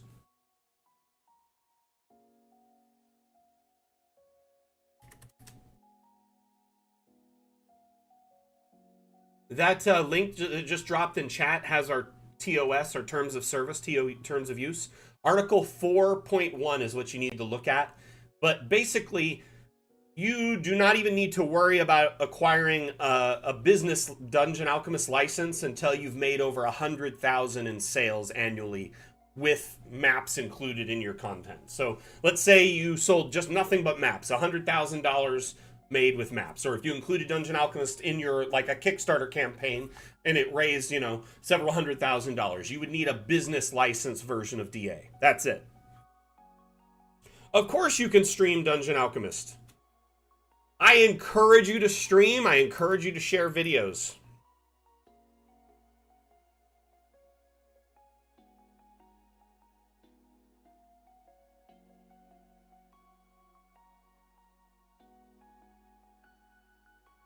Swifty, if you make 100,000 in sales, I'll buy you a bottle of champagne, courtesy of the team. We'll ship it to you. Okay? Honestly, the first person that does that will be their reward. Is like just a reward champagne, you know what I mean? Even if you don't drink, put it on the wall. Like, that'd be so cool. Or maybe we could do like a golden Hendrick or something, like a trophy. Okay, so I've been learning you can like electroplate 3D prints, and it would be cool to print Hendrick, right? Put him on like a stand and make him gold.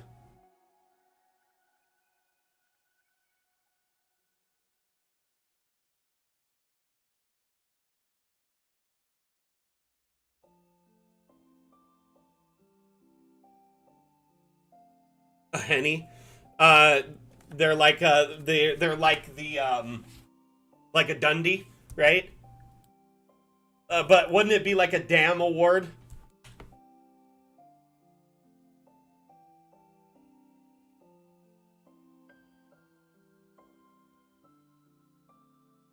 I really love the simplicity of this map, by the way, Random Ladybird. This really feels like the game Raft.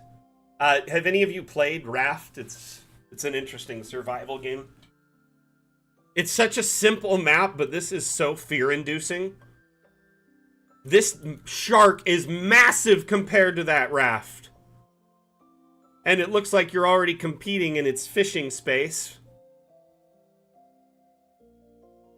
Yes, this is a raft. Quiet, you. Honestly, it's so simple and elegant. You really hammered the theme home with this dinner time, because this person's fishing, right? And you know what? It really goes back to that, like, old man in the sea. And, like, it really is, like, the struggle for survival here.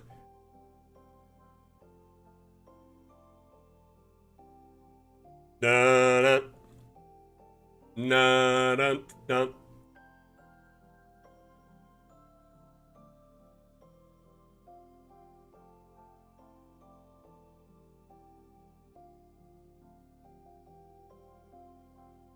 Play around with this a little bit.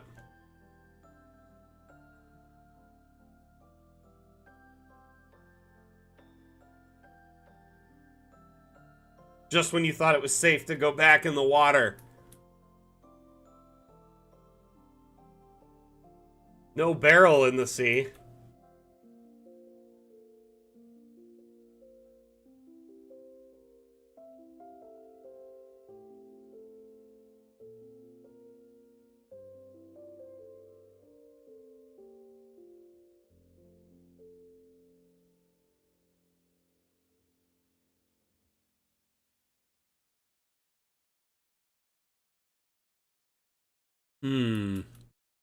I'm not sure.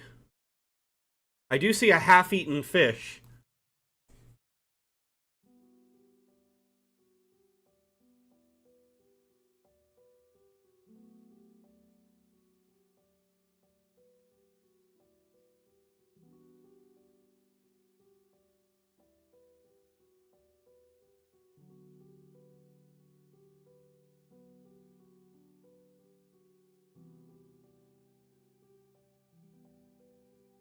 Are they egging them on? I'm confused here.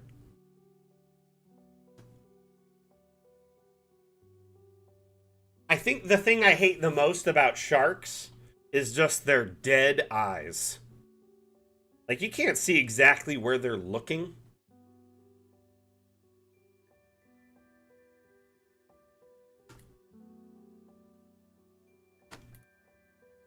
This is like a come hither, come and get some, you know?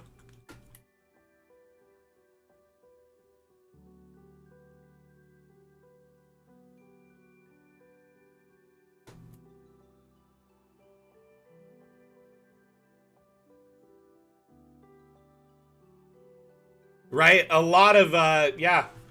A lot of themed builds for sure. I really like it when a build goes to, you know, something else. So we got a Little Shop of Horrors here. Jaws, Pac-Man, Tremors in this theme. And technically you could do like a Jack and the Beanstalk, Jack the Giant Slayer. Technicality there. Hag's Oven could easily be a like a Hansel and Gretel type theme. Elder Scrolls. Oof.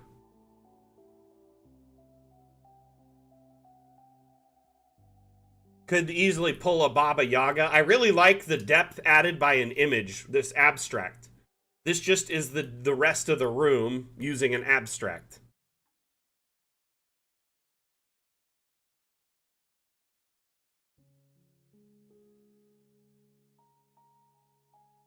So this is the oven. This is the inside of the oven perspective. The hag is reaching into the oven, and then that's outside of the oven as the door is open from the side there. Isn't that clever?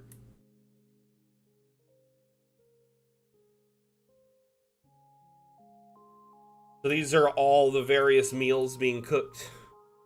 The party's hiding in the corner.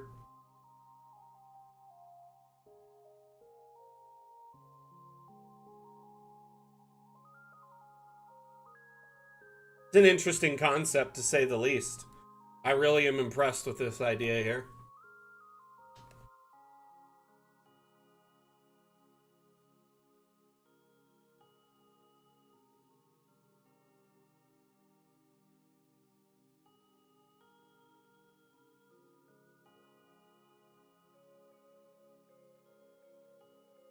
It's an interesting concept, right? Because you're inside the oven. Oop.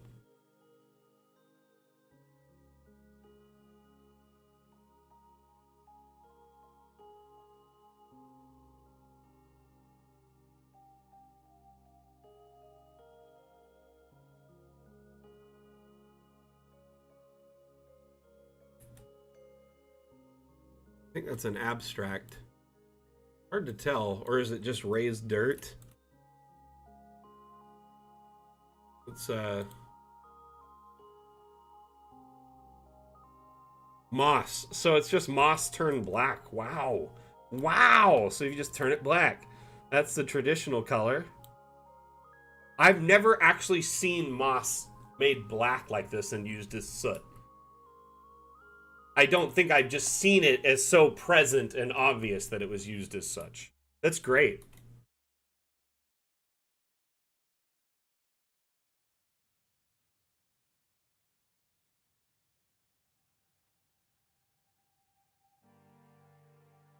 Well, if you're in a hag's oven and she's checking the temperature, it's already over, guys. Guys and gals. It's done. You're donezo. Alrighty, let's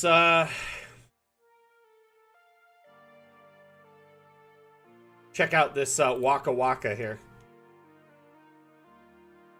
Waka Waka Waka Waka Waka Waka Waka. Nope, nope, nope, nope, nope, nope, nope, nope, nope, nope.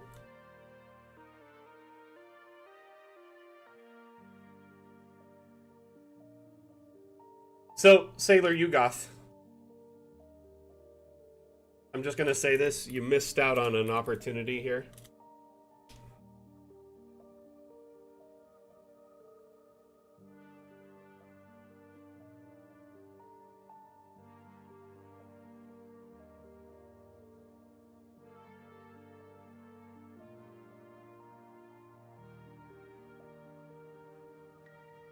For a massive Pac-Man.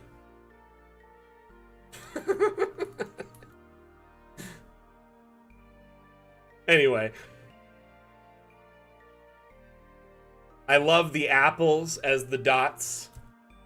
Here you have a slime cube, which is an interesting concept. And then the players are the ghosts. Interesting.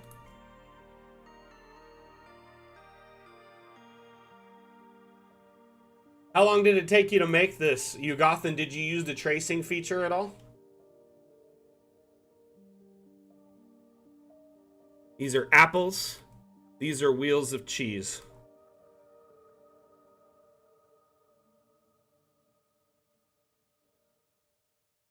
Nope, nope, nope, nope, nope, nope, nope, nope, nope, nope, nope, nope, nope, nope, nope, nope, nope. Oh shoot, nope, nope, nope, nope, nope, nope, nope, nope. Running, zigging, zagging.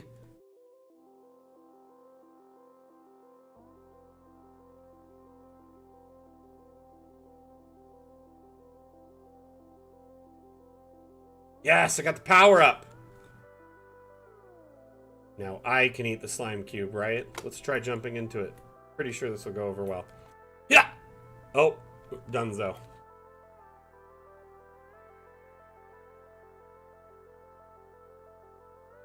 I can make it faster. If you turn up your first person perspective view, if you turn it down or turn it up, it makes things like feel wide and fast. If it's down low, it's kind of a fisheye view and it feels faster.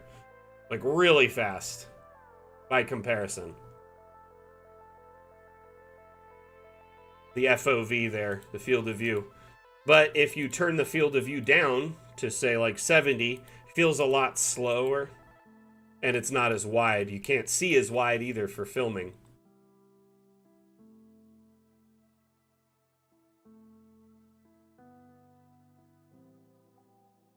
So there's another Pac-Man map on the workshop called Orb Man.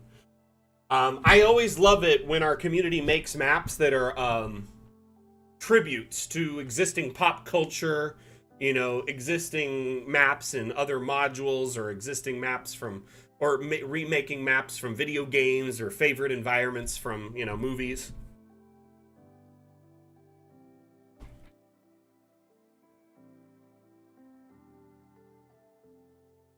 Listen, all I know is after you finish eating all the apples in this room, you won't see a doctor for like a year or longer.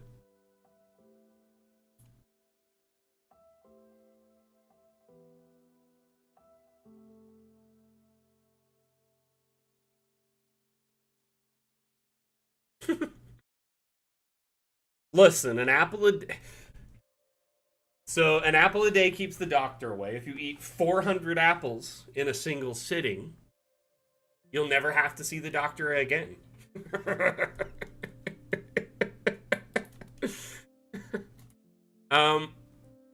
It was, I saw a tweet once and it was like, this guy like, I read somewhere that a teaspoon of uranium has like 5 million calories, which means if I eat 1 teaspoon of uranium, I'll never have to eat again.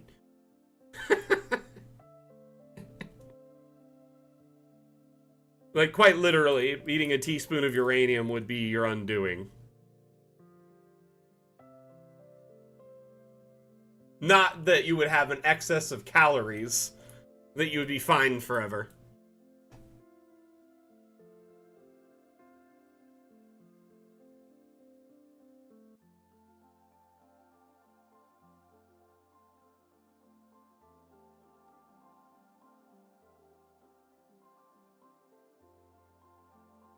Okay. Moving on from this one, we've got one more to check out, and we're almost out of time, and I wanted to check this one out. Random Ladybird, I love it.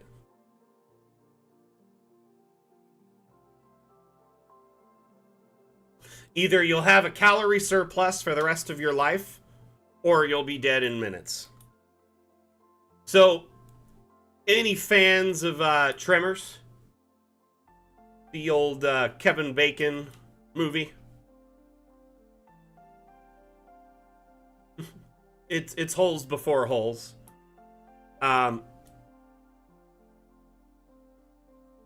So Tremors, it takes place in the Valley of Perfection, Perfection Valley, which is a tiny little town, I believe in Nevada or Arizona, in the middle of nowhere that it takes like hours to get there. And they basically only have like a simple phone line for communications, and this was before cell phones. So, and it's the setting of kind of a B-movie horror film that ended up becoming like a phenomenon and spawning like a half dozen follow-up films that were progressively worse. But Kevin Bacon movie, to say the least, the first one did really well. It actually was very popular. Yeah, long story short, I always love seeing an interesting kind of Tremors-based monster or a Tremors-based story concept, and here is a Tremors-based map. There's a lot of tribute maps in this one. Dinner Time seems to bring out the easy tribute maps. But I mean, it was from an era of practical effects from the old movie. The first movie was practical effects. There was no CG in that movie. And then from then on out, the second movie, I believe, had some CG in it. And then they kind of went all out CG in the later ones because they're like C horror films now. I believe that Jamie Kennedy has been just kind of making a couple of those movies at least. Some Tremors films. But there is these two guys in the film, they checking on various people in the valley, and one of them is a sheep herder named Fred, and they can't find him.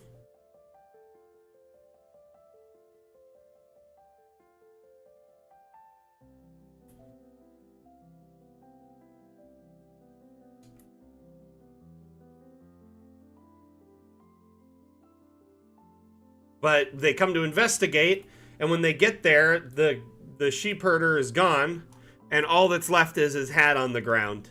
And then when they lift it up, is his head underneath. Sorry for the spoilers, it's like a 30-year-old movie at this point, so, you know, whatever. Anyway, great build here. Didn't Uwe Boll make actually one particular movie that was based off of like a really good game franchise, Dungeon Siege? And the movie was awful. Uwe Boll movies in general are just awful.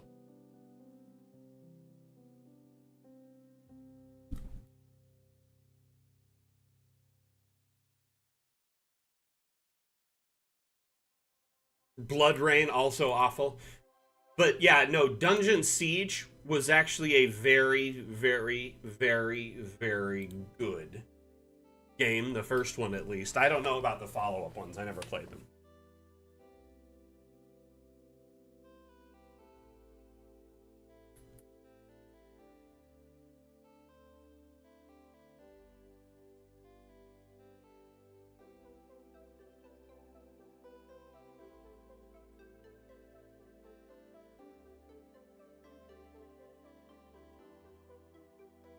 Yeah, I saw it. It said that perfection up there. That's a nice little custom. I'm assuming you use a round abstract to fit that on there?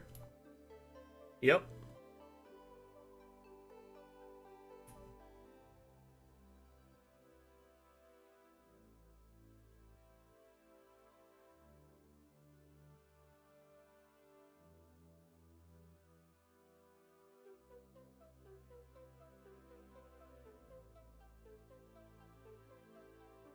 Very good. Ah!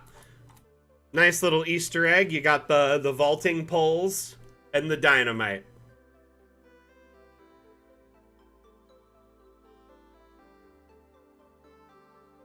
So, my one confusing thing about the story and its plot is at one point the graboids get smarter and smarter and start outsmarting everyone by digging out the ground under their homes or destroying the foundations, the shoddy foundations or trailers or tower foundations that they're under. They dig out a road and make a trap that sinks like a sinkhole when they drive a tractor over it. But for some reason, the graboids can't figure out to dig out under the rocks when they're on top of the rocks for hours.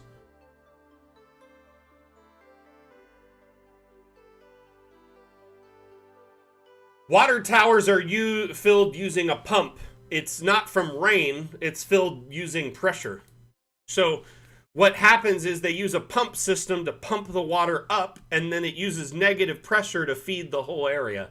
With the water is above everyone. So when you see a water tower on a building, they use power to pump up the water once, and then when it gets there, they use negative pressure to fill the building with water. And if the power goes out, the water tower will sustain them for a couple of days.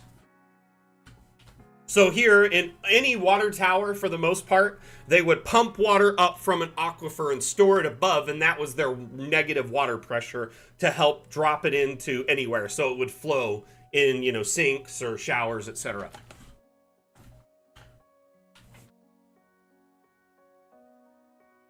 And so the rocks are like a glacier.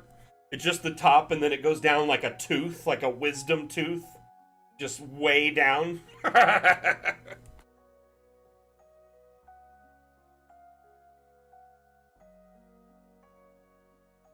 But I could just foresee them tunneling, say 20 feet under the rock or 10 feet under the rock, making a cavity beneath it, and then the rock would collapse and fall down to ground level where they could totally just grab them.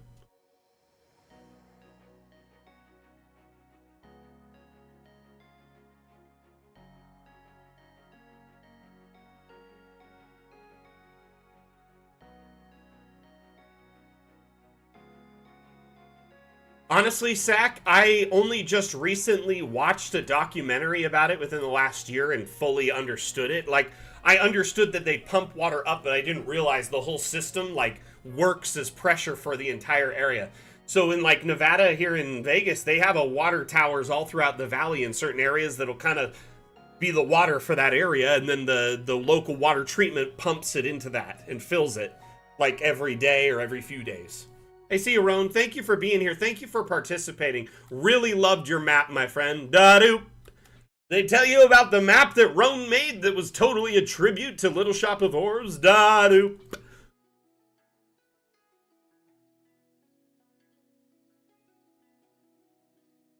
Some of them may have a collection option, too. You might see them with, slats or a collection thing on top, and it might fill into it a little bit, but the surface area is much too small to collect water. Another thing, by the way, a real water tower won't have equally spaced bands. This is actually an improperly designed water tower.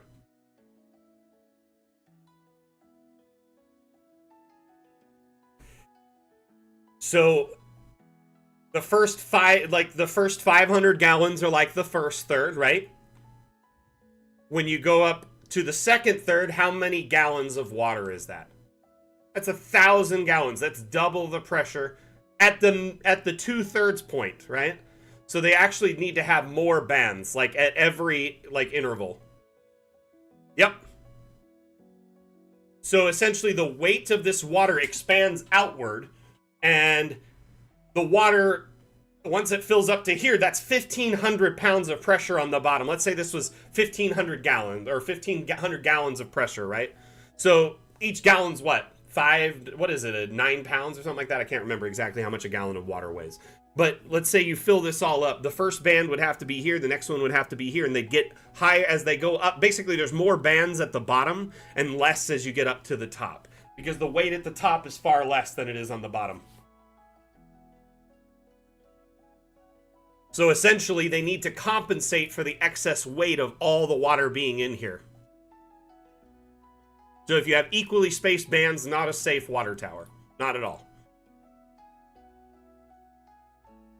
It could be a watchtower. Fun facts with Mac. That's a Mac fact. For your health.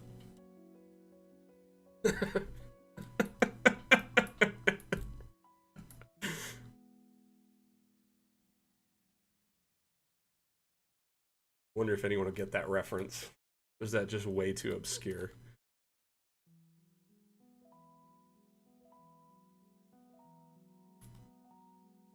How long did this one take you to make Random Ladybird?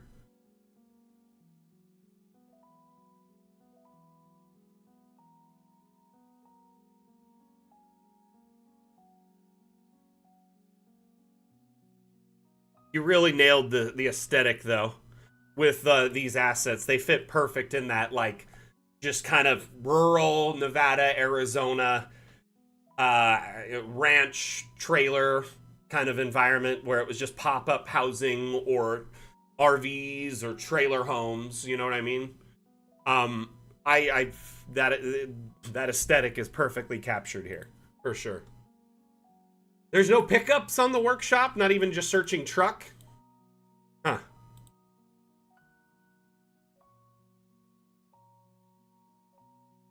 Truck. There's this little military looking truck. That kind of looks like Bert's truck. Kinda. In the first movie. Pretty close. His was kind of more of a beat up, kind of late 60s, 70s pickup, right? So not quite this old, but it could work. But yeah, I get you. Nothing close enough. He definitely has a very specific pickup. Alrighty, everyone. Had so much fun showcasing maps on today's stream. We actually ran a little long. We're 10 minutes past the hour. Remember, the next DAM challenge is Siege. Using Siege as inspiration, make a map of any shape or size and submit it to the DAM challenge channel in our Discord. The rules are pinned at the top of the channel. The channel will start. The challenge will start officially on Monday. So take the weekend, think about it, start on your designs, and wait for me to post an update with the information about the new theme and congratulating the winner of the past theme. And yeah, we'll go from there. Thank you so much for being here. I do very much appreciate you supporting community initiatives.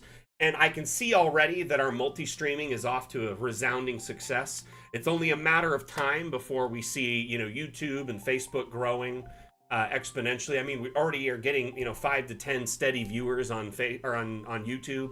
We're getting to 5 to 10 on Facebook. If we keep this up, it's just going to grow. So thank you everyone for the community support. I appreciate you. Once you reach around, pat yourself on the back for supporting our community members, supporting the community challenges and initiatives.